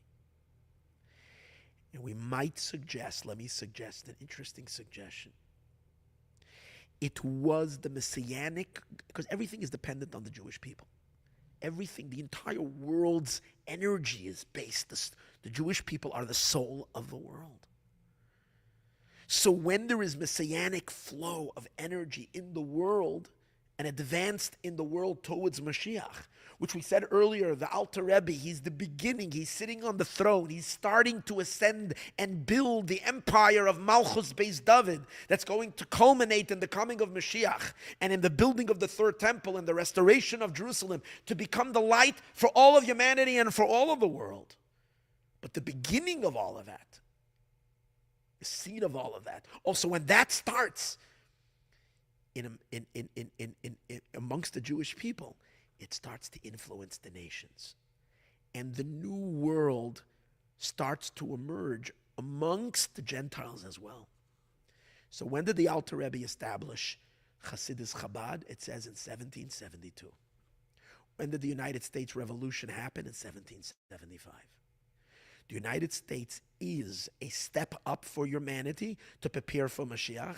And as we've been talking, the United States will assist in the coming of Mashiach, like we are seeing, and as I mentioned you from Rabbeinu Bachaya, where he says that Edom, the lands of Esau, of Esav, are going to participate. The Gentiles are going to participate in the restoration of Jerusalem. And what do we find? That Donald Trump announced, he went against everybody in front of him. Everybody said it would be a world war if America recognizes Jerusalem as the capital. They want to keep it in Tel Aviv, secular Israel. Don't you see, don't we all see that this is a spiritual battle? And Donald Trump was the one who announced Jerusalem as the everlasting capital of the Jewish people. And when did he announce it? When did he make that declaration? Guess what? On the 19th day of Kislev, which is the Alter Rebbe's holiday. The day that Chabad celebrates, the day that Rav Shneir Zalman of Liadi came out of prison, out of jail, in which he was vindicated, and he was given permission to teach his Chassidus to the world, which is called the Chag HaGeula, the holiday of liberation. So on that day in 2017, on the 19th day of Kislev, was when Trump made the announcement that Jerusalem. So you see clearly how Rav Shneir Zalman of Liadi, the first Chabad Rebbe, with Jerusalem are deeply connected. And Napoleon back then knows that, either consciously or subconsciously. And what is he doing? He's also promising a Messiah. He's promising a future to the world. He's promising Europe that he's going to take them out of the dark ages. But he wants to divorce himself from God. He wants a future without God, and that doesn't work.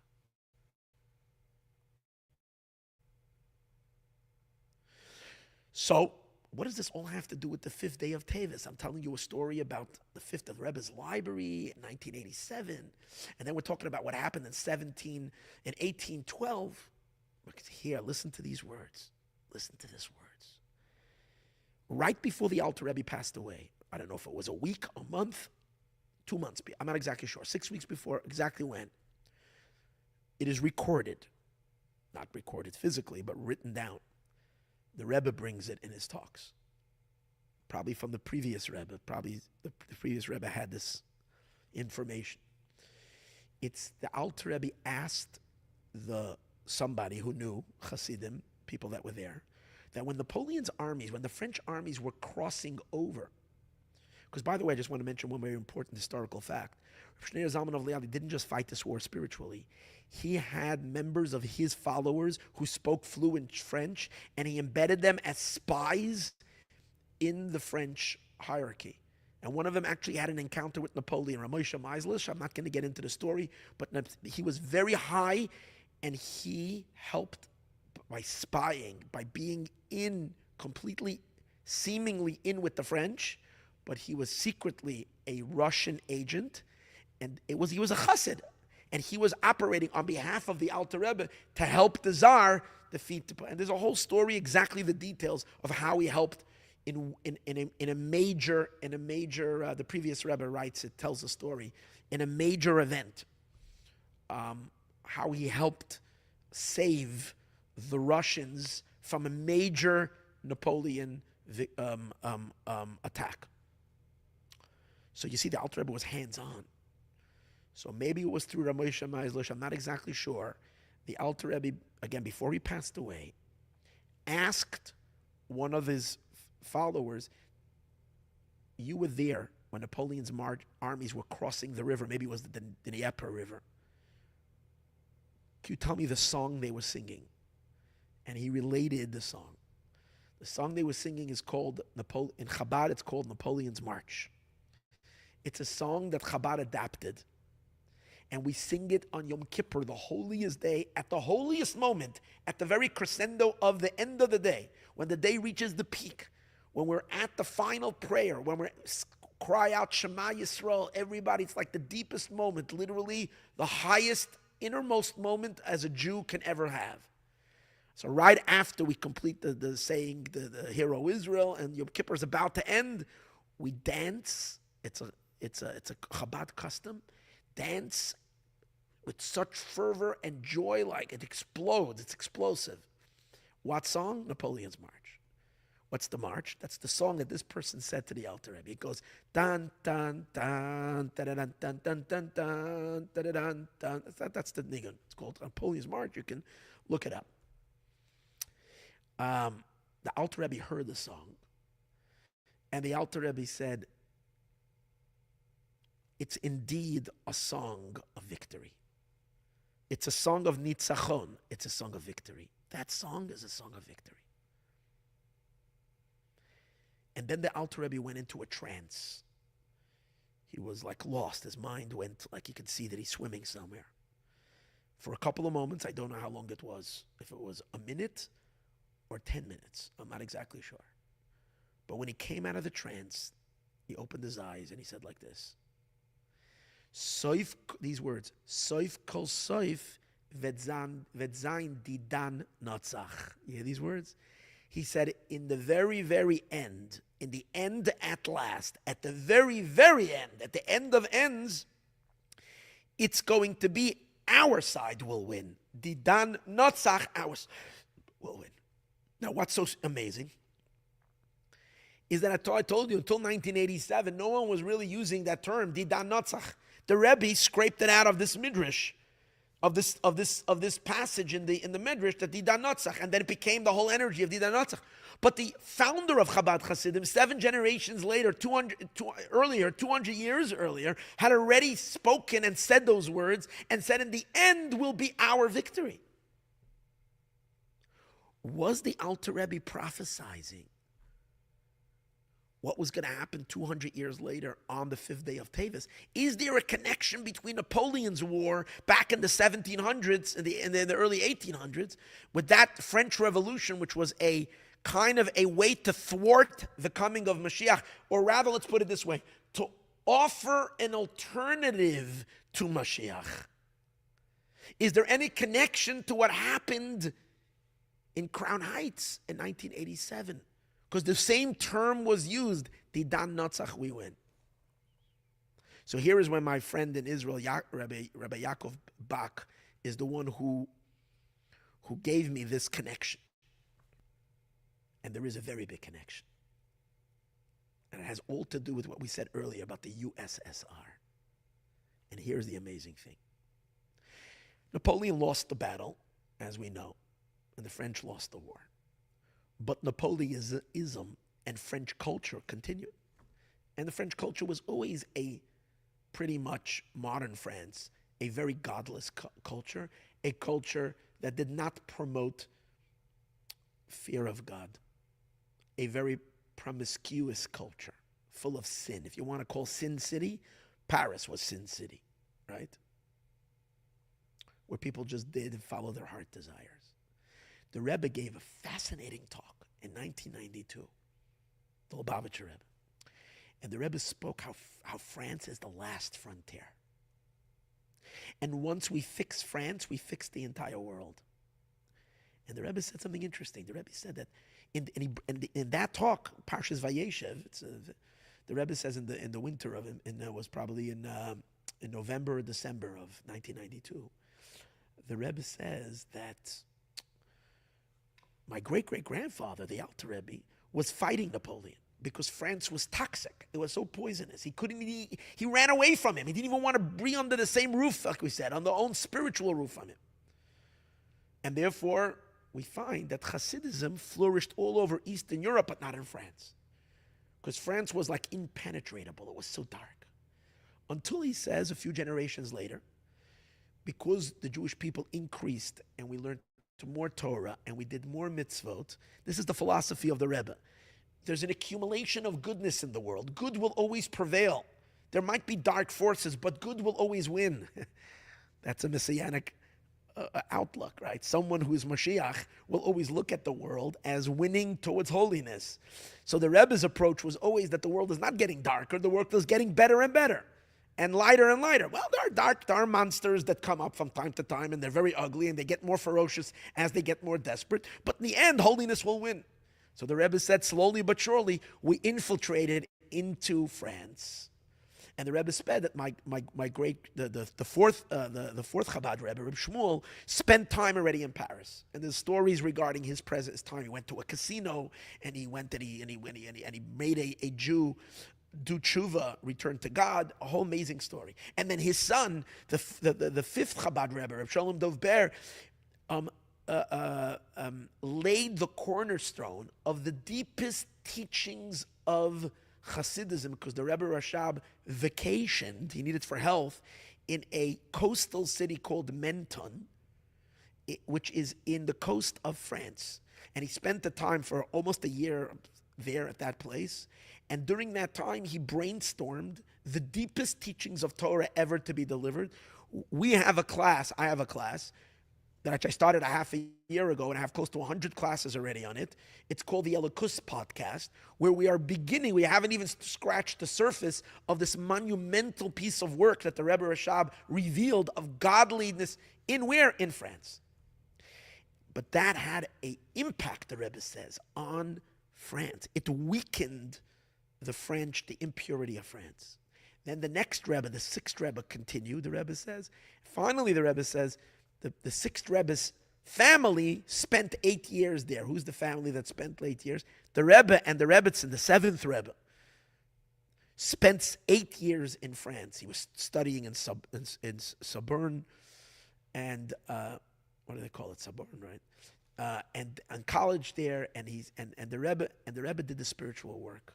And the Rebbe says, guess what? Over the last many years, you see that France has completely changed. There is so much Judaism there. There are yeshivas there, and there is Torah there, and there are so many French Jews that were secular, that became religious. There's a renaissance. He says that is the ultimate transformation. Because you went into the darkest, the place that the Alter Rebbe saw as such a danger for Judaism, and flipped it over. Not that France is a Garden of Eden today. There's a lot of anti-Semitism there and a lot of going on. But there's something spiritual that changed over there. The Rebbe connected it in 1974, and during a Farbrengen, the Rebbe suddenly told the Hasidim to start singing a song, which is the La Marseillaise song, which is not the same song that I mentioned before, Napoleon's March, which is the national anthem of France. And the Rebbe applied that song to a song that speaks about God's greatness. There is V'emuna l'chayalam, dun dun dun dun dun. It has now, and the Rebbe explained that in this talk, the Rebbe explained the reason that was done is because the soul of France, the spark, the godly spark that there was already redeemed and it was already uplifted. And it's seen in the song that was once part of the French, and the Rebbe says was created during the revolution, which the revolution was a revolution against God. The song, their very song, is being sung to a song that's praising God's power over the world. That's the flip. That's what the Rebbe says. Fine. So the king of holiness, the king of Jerusalem, defeated Napoleon. But you know how when you play capture the flag, I enter your territory, you enter my territory. It's like, it works in the two. Well, guess what happened? As holiness was infiltrating the capital of the unholy, which at that time was France, we might say the Sancherev place in the world. By the way, I forgot to mention earlier, where is the war against Jerusalem? A war that denies God start? It begins even, Sancherev was against Chizkiyahu, against the king of Israel. But it starts earlier. Nimrod, the great Nimrod who builds the Tower of Babylon, that was supposed to be a replacement. That was supposed to be a spiritual alternative, an alternative to eventually the holy city of Jerusalem. That's why, who is he fighting? Nimrod. He wants to kill Abraham. Abraham is the father of monotheism. And Abraham is really the founding father of Jerusalem. Because Abraham brings Isaac up for and again, Isaac is going to be sacrificed for God, which means surrender himself completely. Abraham is acting as above his self-interest to bring his one and only son. In other words, you couldn't have a person more saturated with a feeling of fear of God and love of God than Abraham. Total antithesis to Nimrod. So Nimrod's heir, and by the way, it says the Migdal that they were building was the holy temple is called the Migdal David. It's called the Migdal of the Tower of David. And the impure temple of Babylon, which was built way back down, was by Nimrod. Same force. It comes about like thousands of years later. Nimrod, and then Sancherev, and then Napoleon. And guess what? Many years later, it takes on a new face. It doesn't give up just because it was defeated once. It's not going to throw in the towel. It's ferocious. So when did it appear the next time? Guess what? In Russia. In the very hometown, in the very country where the Alter Rebbe and all the great Hasidic masters are, they attacked. It was a counterattack to attack into their territory. In which form? In the Bolshevik Revolution, another revolution. Here you have Marxism and Lenin, and what are they doing? Same story like Napoleon. They are promising the masses the dream of brotherhood, a messianic dream, a dream we're all going to live together, everybody's going to share, everybody's going to work together, there's not going to be rich and poor. Basically, a messianic dream, Moshiach world. But there's one thing that the communists have the same exact like the Napoleons, like the French and their revolution, is you pluck God out of it. And that's why they're all extreme atheists. And for those who know history better than me, but I heard this little detail, I didn't get a chance to look it up, the Bolsheviks were very fascinated and very originated in the French, and they were using French songs in their origination, for their whatever, for their march or for whatever. I'm not exactly sure what songs and so on and so forth, but someone told me this when I was telling him this, so you can look it up if I'm correct or not. But the Bolsheviks were very rooted, communism was rooted in certain French ideals from the French Revolution.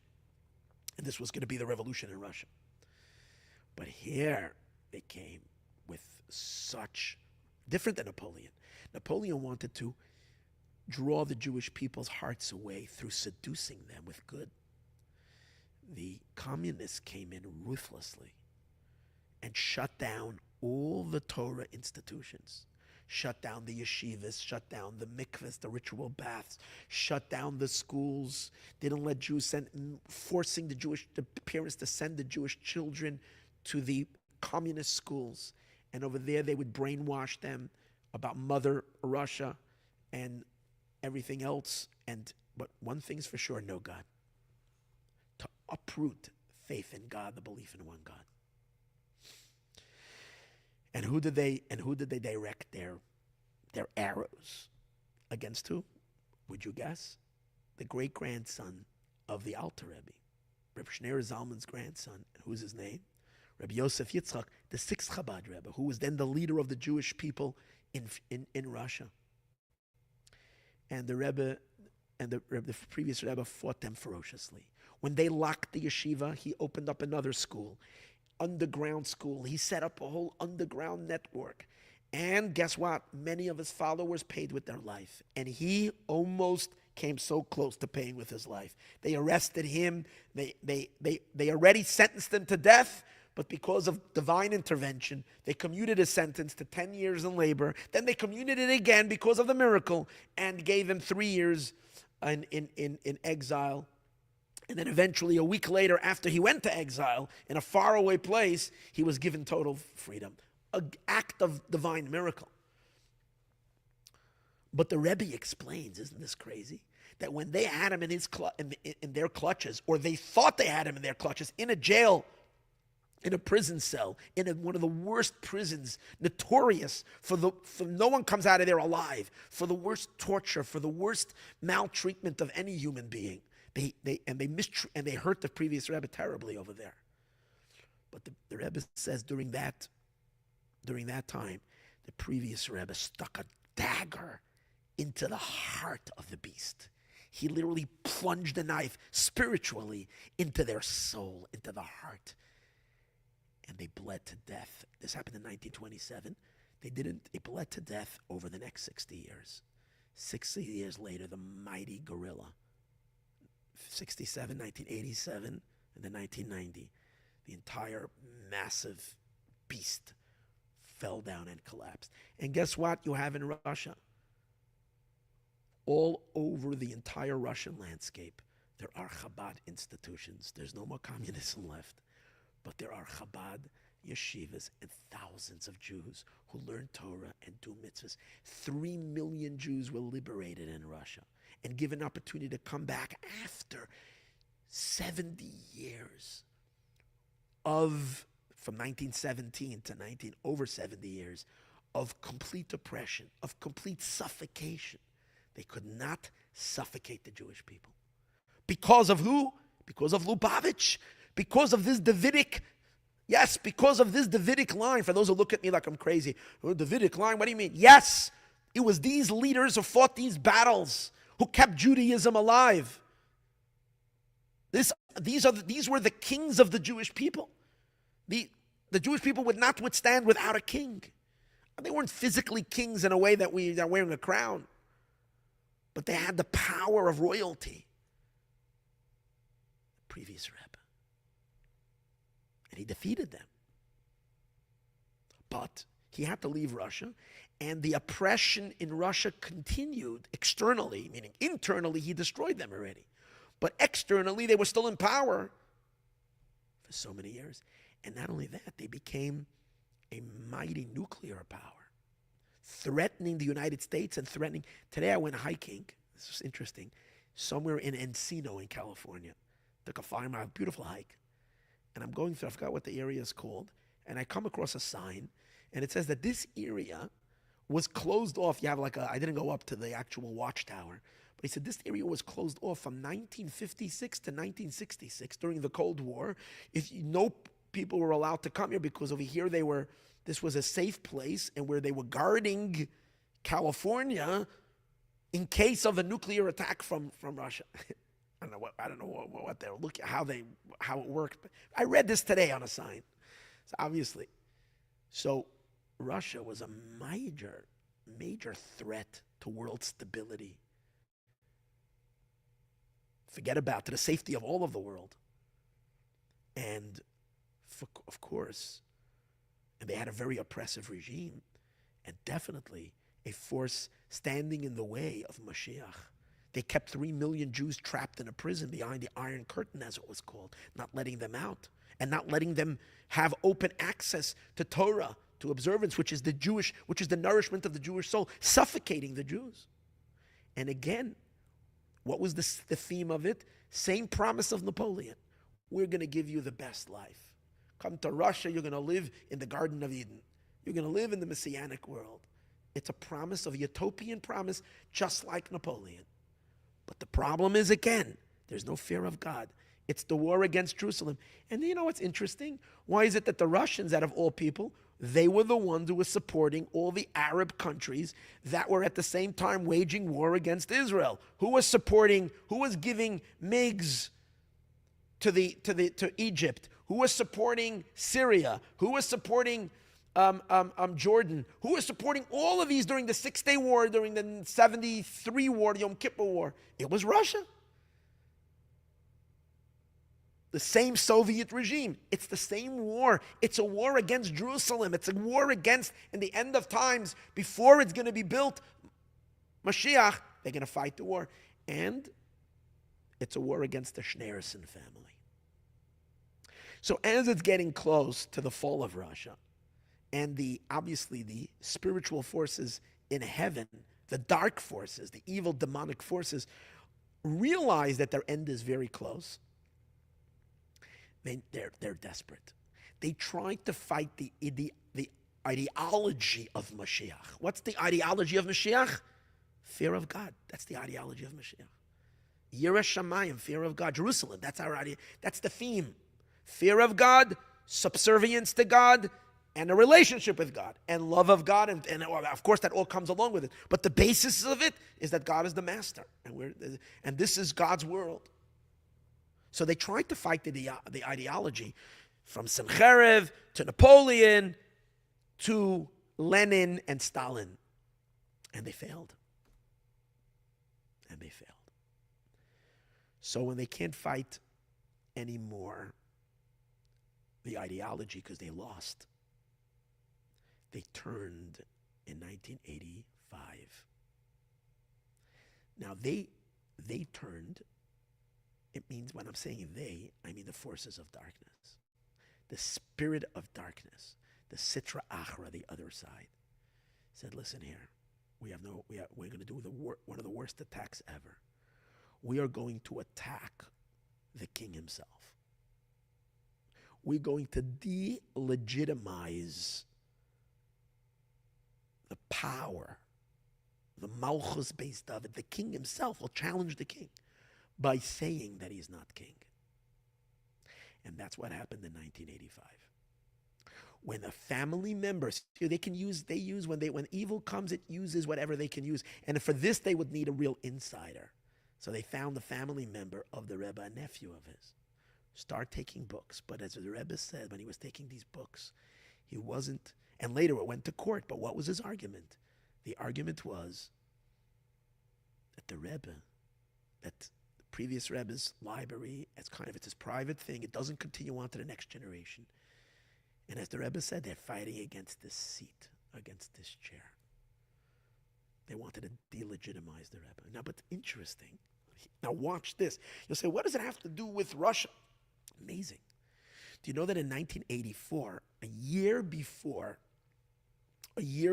this whole book saga started, the Rebbe announced in one of his talks that the world is in enormous danger in 1984. No one knew what he was talking about. The whole world is in enormous danger. A few weeks later, the Russian premier died. I think he was Brezhnev. Died. And then the next premier who might have been Andropov. I thought I would have a chance to look it up today, but maybe not. But I think either Andropov or someone like that. And he was appointed as premier, and he lasted for 1 year. From 1984 to 1985. 1985 he died. And guess who came into power? Michael Gorbachev. Right? Gorbachev became in 1985. President. Premier in Russia. Now, it was clear to Chabad Hasidim that the Rebbe was the one who was knocking these guys off their chair. It was when the Rebbe spoke, it's dangerous, and so on and so forth. The Rebbe was doing whatever a Rebbe can do. Obviously, God did it, but a Rebbe is the one who is evoking the right energies to take down evil. So he took down one, took down the next one, he wasn't happy with the next one until Gorbachev came on. Now, in 1985, Gorbachev was a sworn communist. But what I'm saying is that the Rebbe is fighting the battles across the ocean. Moshiach is fighting the battles across the ocean to help liberate 3 million Jews in the Soviet Union, to take down the Soviet Union. At the same time, the spirit of evil and the spirit of the Soviet Union and the spirit of Napoleon and the spirit of Sennacherib and the spirit of Nimrod all together are coming right at the Rebbe. And that's the darkness. Again, this is my speculation. Why the Rebbe was so upset. You can hear the Rebbe's talks then, where the Rebbe is talking so upset. And he's speaking about how they're fighting this and how whatever dangerous it is and how whatever. And the Rebbe brings the Midrash. The Rebbe brings this Midrash. The story that there is a spirit that's on a well. The words of the Midrash, there's a ruach. Now, here's the bomb of my whole talk today. What's the first time it uses? And it says the spirit. Wait. What's the first time it says the word ruach in the Torah? Well, in Genesis. Bereshis bara Elokim es hashamayim es haaretz. In the beginning when God created heaven and earth. Va'aretz haisasayu v'avoyu. And the earth was desolate and empty. V'choshech al pnei sahom. And darkness was on the face of the deep waters. V'ruach Elokim, and the Spirit of God, merachefes al pnei hamayim, is hovering over the water. That's the first time it ever mentions the word ruach, spirit. Interesting, it says the Spirit is hovering over the water. What do the sages tell us? What does it mean, the Spirit of God?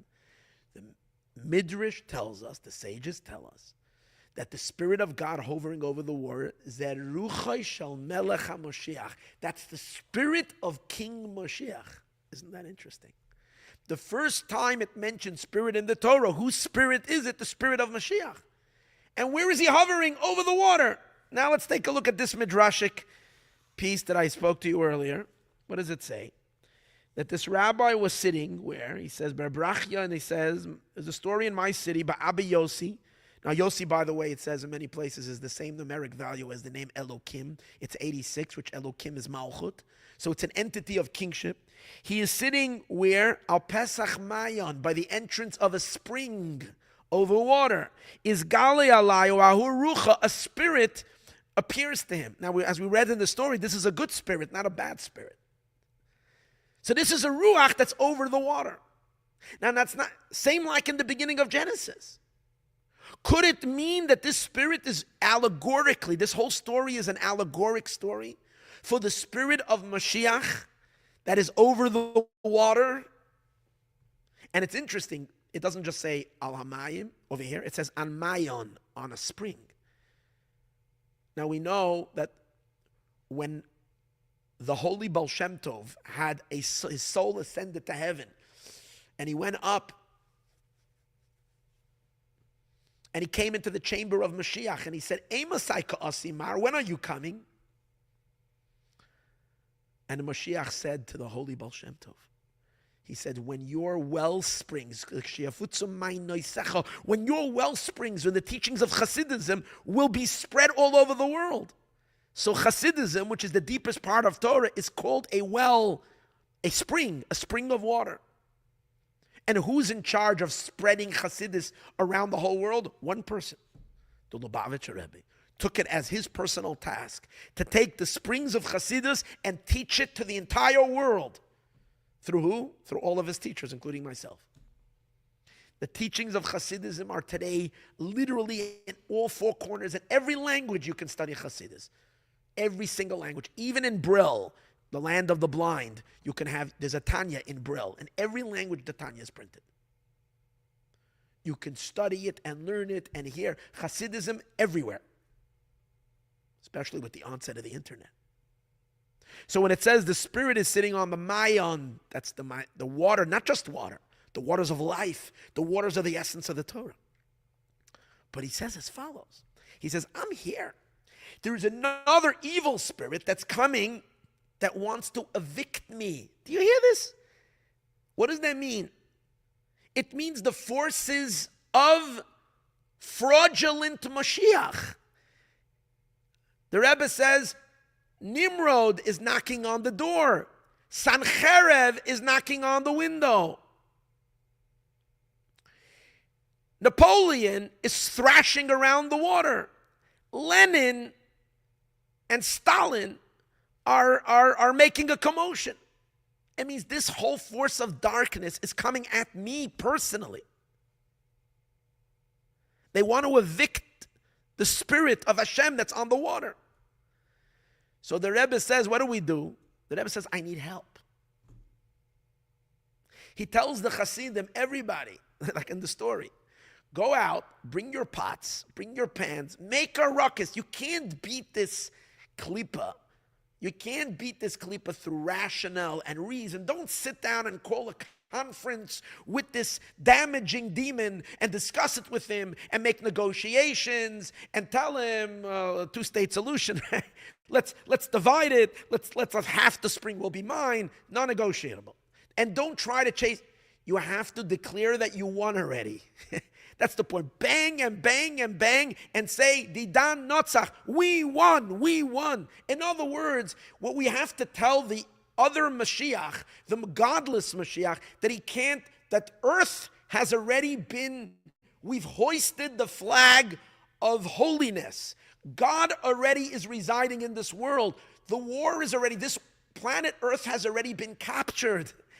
Planet Earth has already been declared its owner. Its king is already here. We have our king already. If you want, you can try somewhere else. Maybe a neighboring planet.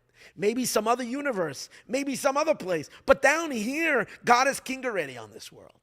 Mashiach is already on his throne. That's the meaning. You're telling the spirit, Didan Natzach. But there's something also very amazing over here. What did the spirit say to the people? The spirit says to the people, interesting, to Rabbi Yossi, he says, tell the people, I'm not harming you. I've been here all the time. I didn't harm you. I could, your women, your children come by, I don't harm you. The other spirit that's coming, he's harmful. And he might be a nice guy in the beginning, but in the end, he'll be very harmful. So don't just fight him. Chase him away. What's the deeper message here? If you sign up and you follow the Rebbe, the Lubavitcher Rebbe, you learn his Torah. He's not an easy boss. The Rebbe is not an easy boss.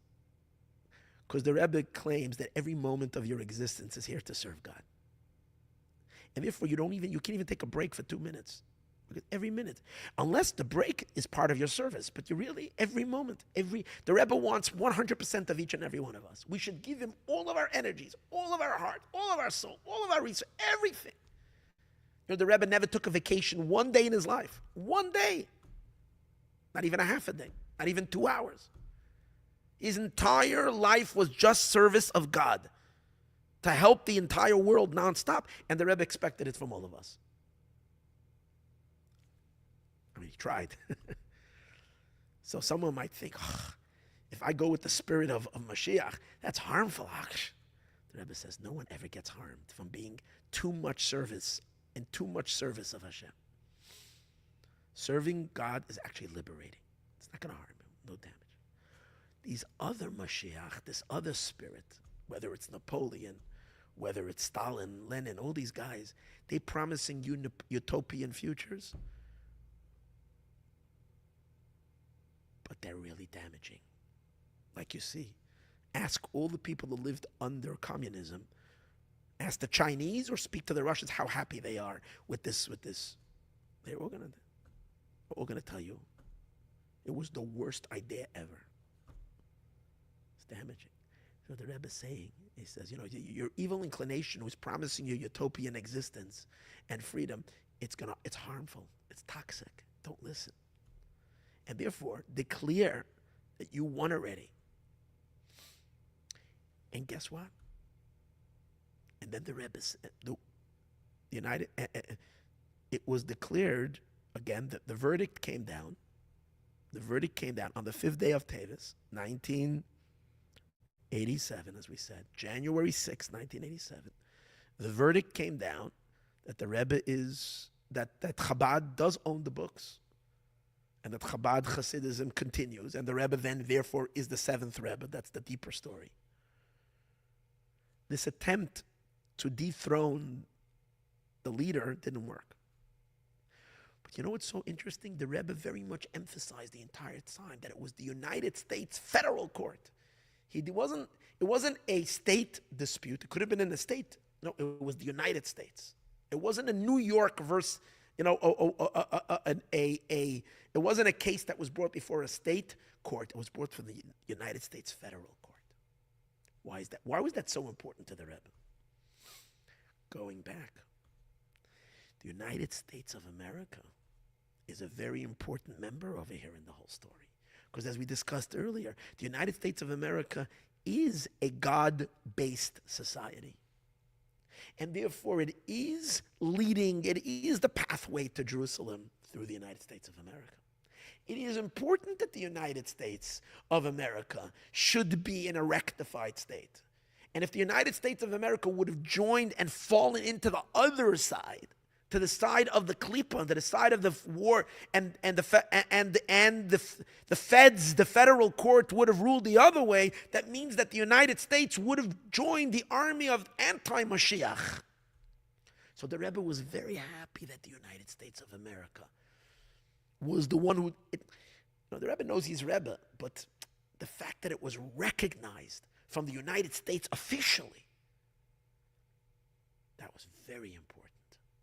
But it's connected, because the United States is not part of that darkness, the Napoleon, Sancherev, Nimrod, Lenin, Marx, Stalin alliance. The United States has always been, what do we call it? The shining hill, or the beacon of, what was it called? The light on top of the hill or the mountain. That was beacon of light. It is. And it's a preparation for Mashiach. So that's important. So what happens? The Rebbe wins. The court case was won. Didan Natzach. What happened? This is crazy. 2 weeks after. This I already wrote down. On January 28th to January 30th in 1987, the Central Committee Plenum in the Soviet Union met. Gorbachev was there. Okay, this is, I guess, the great meeting of the heads of the Soviet Union. This is merely 2 weeks after January 6th, okay, from 2.5 weeks, right? And what did they decide? They decided two things. Basically, Gorbachev began to dismantle the Soviet Union in 1987. Cause, number one, he called for broader elections. He's making a change.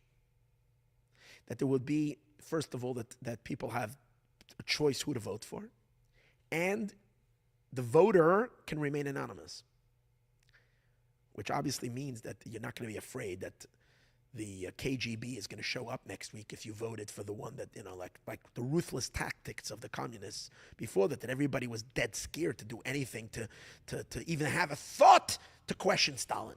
Not even even to think it in your mind you were scared. But the fact that they opened up elections, this was the first open crack in the iron grip of the Soviet Union. The second thing was that the media would be pretty much unfiltered. What was that? I forgot. It has a Russian name. But what the point over there was that there is no topic that is off limits in the media. That means things can be questioned and challenged. Once you remove the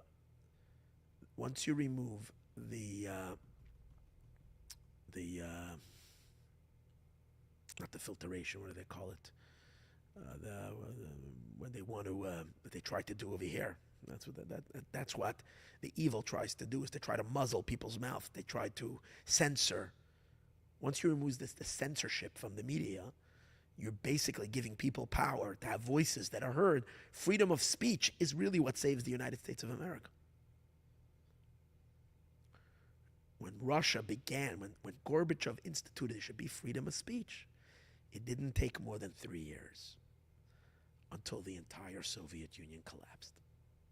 2 weeks after the Rebbe's Didan Natzach. Do you understand what's happening over here? When the Rebbe had his victory, it was a victory on a global scale. It was literally the complete, that's what the Alter Rebbe said back then. In the end, it's going to be Didan Natzach. It's the same war. Napoleon going through communist Russia, all these forces. Down. Didan Natzach, the great victory. Now, yeah or no, maybe. It was 2 weeks later. Random. Is it connected? But by the way, if anybody knows anything about the Rebbe, his whole entire leadership, he was focused on helping the Jews in Russia and doing the spiritual work to break the Iron Curtain, to take it down. When Reagan called out, take down the wall, when he said that, he was really the voice of the Lubavitcher Rebbe. That's who it was. Reagan was the mouthpiece of the Rebbe, whether he knew it or not. No, the Rebbe, by the way, was a huge fan of Reagan. The Rebbe loved Reagan. Maybe for this reason. The Rebbe said very special things about Reagan. But in any case, random, not random? Let's see. 5 years later, oh wait, I forgot to say something. And on February 7th in the year 1987, again, after the January 28th and January 30th, which was 2.5 weeks to 3 weeks after the Rebbe's victory, is when Gorbachev begins to set in motion the collapse of the Soviet Union. February 7th, this is a month after January 6th, exactly a month later, dozens of political prisoners were freed in Russia. So you see, it was beginning to change. 5 years later, in 1992, there is something called up, you can look it up, it's called I don't know if I'm pronouncing it correctly, the Belavosha Accords. Belavosha Accords, which was on December 12th. Its last final reading, it had a few renditions, and there was the last one. It was signed by Ukraine, Belarus, and Russia, maybe others as well, to officially dissolve what was once the USSR. December 12th. They also went and they took the name Leningrad of the city and returned it back to Petersburg, which was the ancient Russian name. I don't know if that was the day that they toppled the statues of Lenin and so on and so forth, but basically the entire USSR, it wasn't in 1992, I made a mistake, it was in 1991, when all of this went on December 12th, 1991, right before 1992, when the whole thing collapsed. Well, December 12th is which day? Hey Teves, the 5th day of Teves, the very day on the Hebrew date of the anniversary of the Rebbe's victory.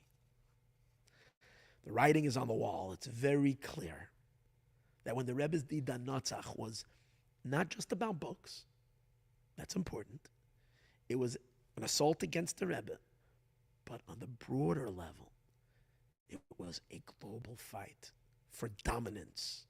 Will the Klippa, will the unholy dominate the world, or will holiness dominate the world? It was the fight against Jerusalem.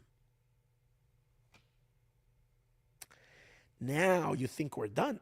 So you think the unholy is going to cave in and just kind of like, okay, roll over, I'm done, I tried. No. They're going to make a third attempt. Their first attempt was to fight the ideology of Moshiach, of Jerusalem, which is Jerusalem, fear of God. Their second attempt was to attack the king himself, to delegitimize the Melech, the king, in 1987. And here was the third attempt. After 1992, the Rebbe had a stroke. And as we discussed in earlier classes, the forces of darkness felt that since the Rebbe is gone, they think he's gone. God forbid. They have free reign to do whatever they want. They thought that they can cry out, God forbid, Didan Natzach, we won. So what happened in 1993? Bill Clinton invites Yasser Arafat and Rabin to the front lawn of the White House and signs the devastating, horrific Oslo Accords. which laid the framework for two-state solution. Not just that. It started with Jimmy Carter, he's who happened to have died now as well, who I'm no big fan of. And in the last couple of years was very anti-Israel. Very anti-Israel. It was like he would everything by him was pro-Palestinian. So, I'm not here to speak ill of presidents, but no big fan of him. And you see, he was not the best of presidents. In any case, but when Bill Clinton did what he did, and the Oslo Accords were signed, started 3 decades of bloodshed, 3 decades of intifada. And if you're going to allow the world to attack the Jews, it's going to end up being a global war. And it was the war of, as we see, radical Islam was given its power to go ahead and to fight the West, including 9/11, we should discuss the significance of the day of 9/11, taking down the Twin Towers. And suddenly it became global terrorism. But at the forefront of it all is the fight of the Islamic Jihad, of the radical Islam, which is fighting to do what? To prevent the Jewish people to getting a foothold on Jerusalem and on the Temple Mount. Because the next phase, once Moshiach is here already, and the Iron Curtain came down, 3 million Jews are liberated to leave, hypothetically. The Jewish people are ready to return to their homeland and build the Holy Temple. So if they fought the ideology, and they fought the person, the king, now they're going to fight the homeland. They're going to fight the city, the capital. They're going to prevent the king, they're going to prevent the people of going to their capital and establishing them. This is going to be the fight against Jerusalem. El Quds. Quds means Jerusalem. But here's the amazing thing. It's not just the Arabs. You can say the Arabs, the Islam. How did the rest of the world, how did the UN, the European Union,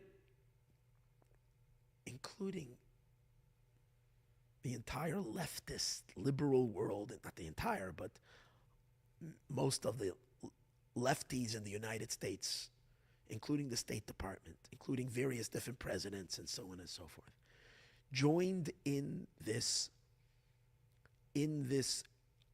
intifada, basically, to force Israel to relinquish, to go back to the 67 borders, including relinquish East Jerusalem.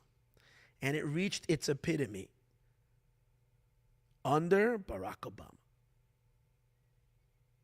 who was extremely nasty to the Jewish people, especially the last moments of his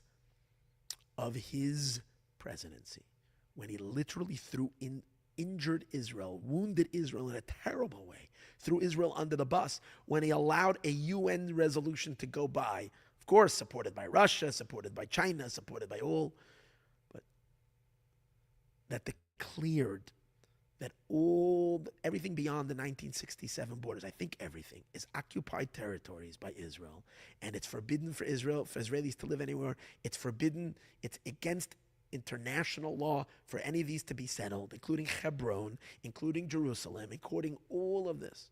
Now, as we discussed already, this was the final battle against Moshiach. And what happened? God laughs at them. And God flipped the entire script over, which they didn't expect, and brought Donald Trump, which was impossible. And he made a laughingstock of the whole thing. He completely thwarted everything that they planned. Because Hillary Clinton, God forbid, had she been the successor of Barack Obama, Israel would have been pummeled under that pressure. And the last minute God came along, of course, and took them down. And then there was pushback. And that's what happened in 2020. That's where you got January 6th involved. And again, these forces, now through President Biden, it would have continued through. And if you don't believe President Biden was so terrible for Israel, first of all, October 7th would have never happened that Trump would have been president. In addition to this, he half-heartedly supported Israel all this time. Half-heartedly. Yes, let them and gave support and gave them, but at the same time didn't let them go into Rafah and didn't get enforced. Israel would have done what they needed to do. This war would have been over 7 months ago. The hostages would have been back. But if you legitimize the Palestinians and you keep on going back and you give billions of dollars to the Iranians, what do you expect? And if he didn't show how ridiculous, I don't know him, the guy's senile, so I don't even know if he knows what's happening. But what did they do yesterday, just 2 days ago? Who does he go and give a medal, the highest honor? Hillary Clinton, of course. And who else? Soros. What are you, out of here? Soros. This guy has been supporting every anti-Israel agenda. He's literally funding the protesters on the colleges. Soros has been the troublemaker of the worst of the worst of the worst. And he gives him the highest medal of honor. Whatever it's called for a citizen. It's insane. So you see who you're dealing with. But these guys are out of power. They've been completely knocked out. And Donald Trump is coming back into power. And he's flipping it all around. And he's never had such a pro-Israel staff. What are they called? His cabinet. Crazy.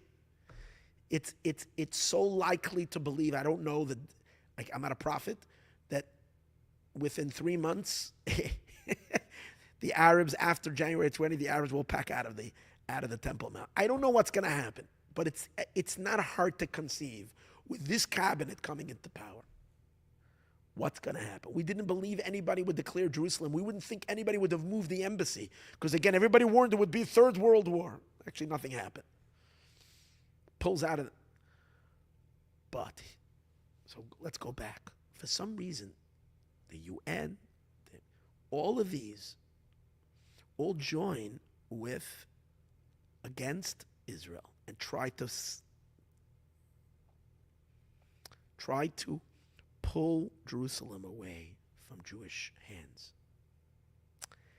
But here's another thing. Let's think. This last force, is it messianic? Remember, whatever wants to keep the world from Moshiach has to present an alternative. Well, isn't it interesting how they did present an alternative? And basically, it's called wokeism. And it's the same ideology. It's a globalist movement. It's, again, seeking global power, seeking to globalize the world, a denial of God, a complete breakdown of the morals, their entire agenda is abortion rights, transgenderism, where God says, I created man and woman, and gay rights, and every type of entity which is against the fear of God and the way God set the world, the rules that God set for humanity, to overthrow it all. And that's why we can understand, of course, that Jerusalem has to be at the seat of it. Because if Jerusalem is in the hands of the Jewish people and the Holy Temple will be built, God's consciousness will fill the planet and everybody will fear God. Not fear in a negative way, in a good way. And we will all obey, and we will live very happy lives. And what do they promise? They promise all these children, imagine this, they promise all the children that if you allow the children and give them puberty blockers and allow them to mutilate their bodies, and they don't even have to tell their parents, and this is going to make children happy. This is literally going to bring children happy. They just had a professor last week who they had out there who told children, this is going to make you happy. This is exactly the spirit, the war that we're learning about over here. It's Obama's, I don't think only Obama, but Obama and this whole, whoever is part of this globalist movement, they are presenting a utopian world, but at the seat of it, again, it's godless. That's the point, no God. So why are they pairing up with the extreme Muslims who are very, very radical God? Yes, because they don't care about the Muslims. They care about the Jews because they know that the Jews, if we build our temple, then God consciousness is going to reach all of everybody and they're going to have to give up on their sinfulness. And they're going to have to give up on this godless way of life. So they want to prevent the Jews from doing it. So, but you need to put pressure on Israel. You can put political pressure, but you also need to put physical pressure. and make it very dangerous. So guess what? They have a perfect, that's why they go to bed with who? With Iran. And Iran is on a race for nuclear weapons. And Obama wants to make a treaty with Iran.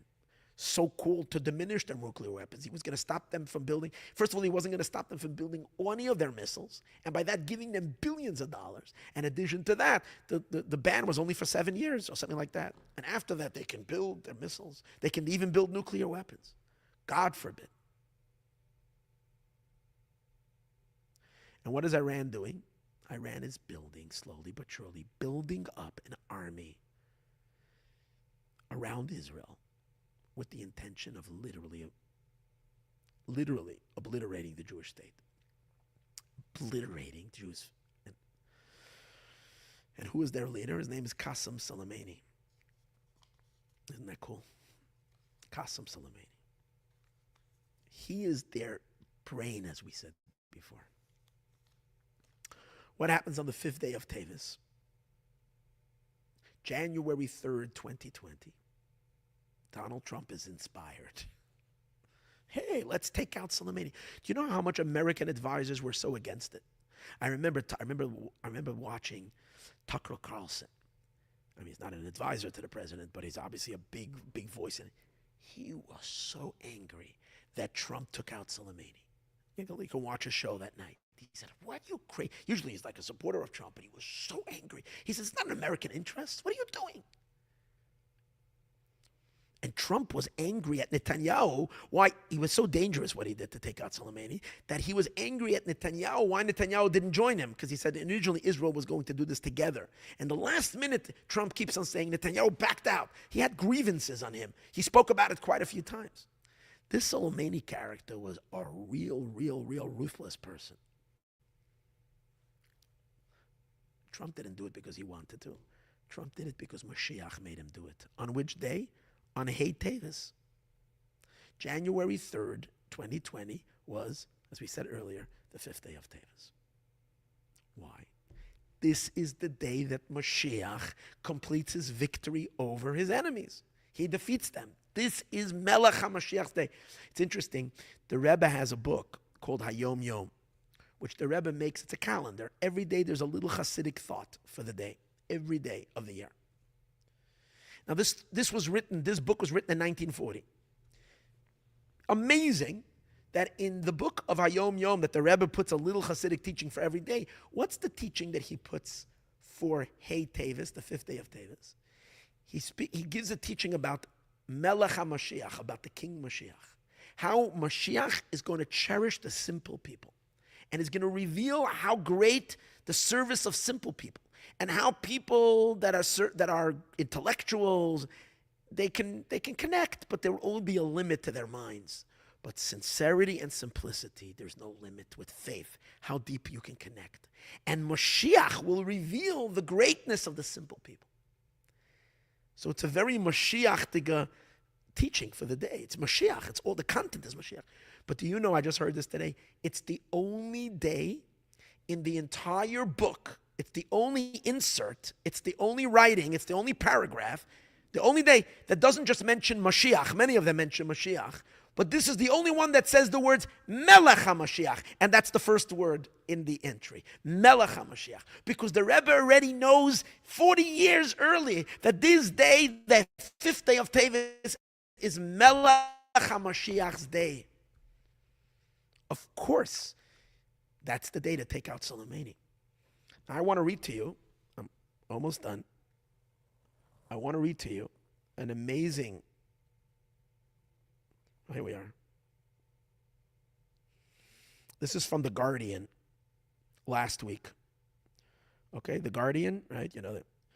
So it's an article by Patrick Wintour, diplomatic editor. He writes like this: Donald Trump's decision to sanction the assassination of an elite Iranian commander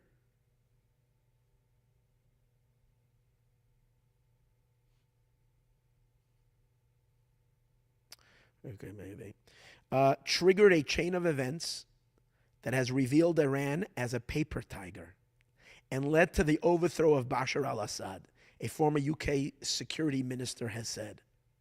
Tom Tugendhat, now on the conservative backbenches of the intending to focus on foreign policy, also predicted the Iranian regime would collapse in a few years. He said that if handled properly, Syria could become an economic powerhouse. Okay, basically what he's saying over here is that he's crediting Trump's taking out of Soleimani to causing the fall of Assad now. Because Soleimani, he says, was one person. These are his words. He says, he says Soleimani was so powerful.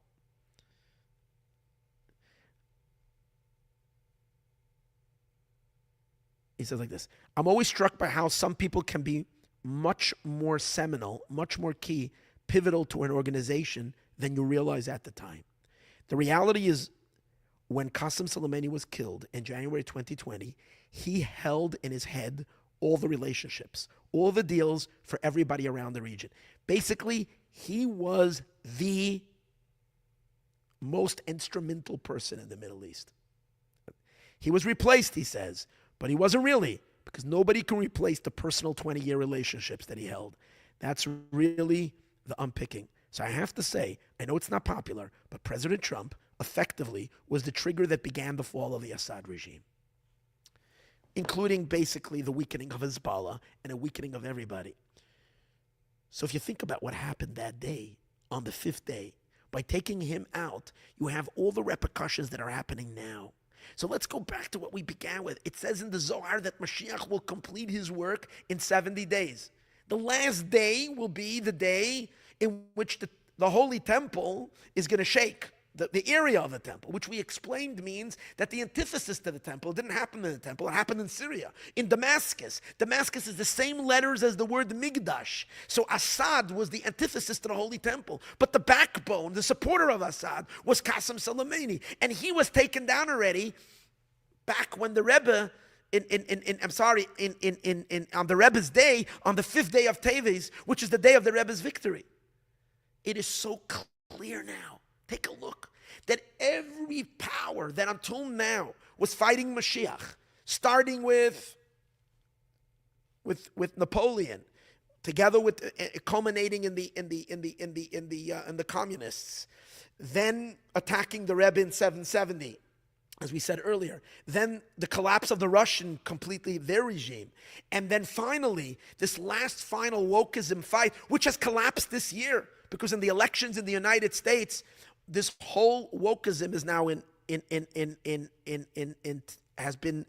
literally completely fragmented. It's completely broken. They don't know if they're ever going to be able to and they won't, because it's time for Mashiach to come. You're seeing that all of this, it's all one story. It's a magnificent one story. And that's what the Midrash is saying. The Rebbe is saying, Didan Notzach, we won. So this is everything coming together. This is so magnificent. This is so powerful. So what you're watching now happening in front of our eyes is really a story of 5 years ago, on the fifth day of the month of Teves, all connected to the Lubavitcher Rebbe's victory of the books of Hey Teves, and that banging of the pots and saying Dida Notzach. I want to make it personal at the end and say that what is the Rebbe really telling us? What do we have to do in our own lives? I think it means as follows, and the Rebbe said it regarding our own evil inclination. When our evil inclination pipes up in our own consciousness and is trying to assert itself and trying to say, I'm boss in your life, do this sin, behave in this manner, disregard God's mitzvot, because you're a free person, you can do it, it's your life, do whatever you want. We need to say to him that the battle is over. We have to take those pots and bang and scream. Don't rationalize. Don't just say it again and again and again. Didan Notzach. We won already. Who's I? I is my godly soul, my inner deeper self that knows God intrinsically. I have won this battle. God is already revealed in my life. There's no space for you. And guess what? He's not going to leave immediately.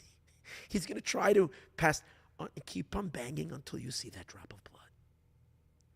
Because by just saying it again, it's strong. We've declared we're here. Our flag is shining. Has already been hoisted. What are you bringing me? Mashiach's flag is here already. There's nothing to sell me anymore. because he's really dead. He's a paper tiger, as we saw in this article. There's nothing real to him. If we say it again and again, we will see that drop of blood. My wife says the drop of blood was the red wave. She's right. It's the clip. All this garbage, all this fake, phony, godless propaganda is all that it is. It's propaganda. And it tried to overtake the world again and again and again, but it has been defeated. Our king is ready to be revealed. We are actually at the threshold of Jerusalem already. It's happening.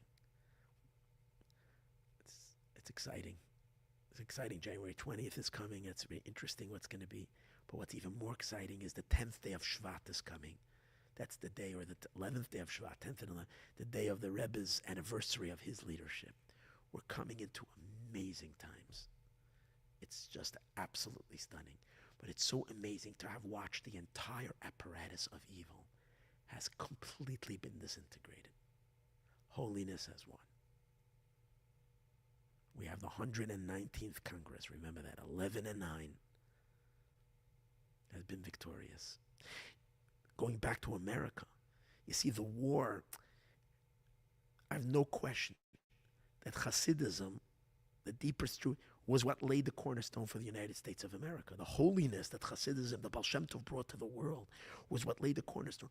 But then what happened was on America itself, there was a war on the soul of the United States of America between the opposing forces that have been viciously fighting over the last, for a long time, but primarily in the last 20, 30 years, especially in the last 10 years, especially in the last 2 elections, especially in this last election. And it was like, bang. And what did Donald Trump do? Where did he go? Let's not forget. He went to the Rebbe. He went to pray by the Rebbe. This is Moshiach's victory. If you don't see it, open your eyes. L'chaim, everyone. May we merit only good, happiness, and only a lot of light. Thank you for joining.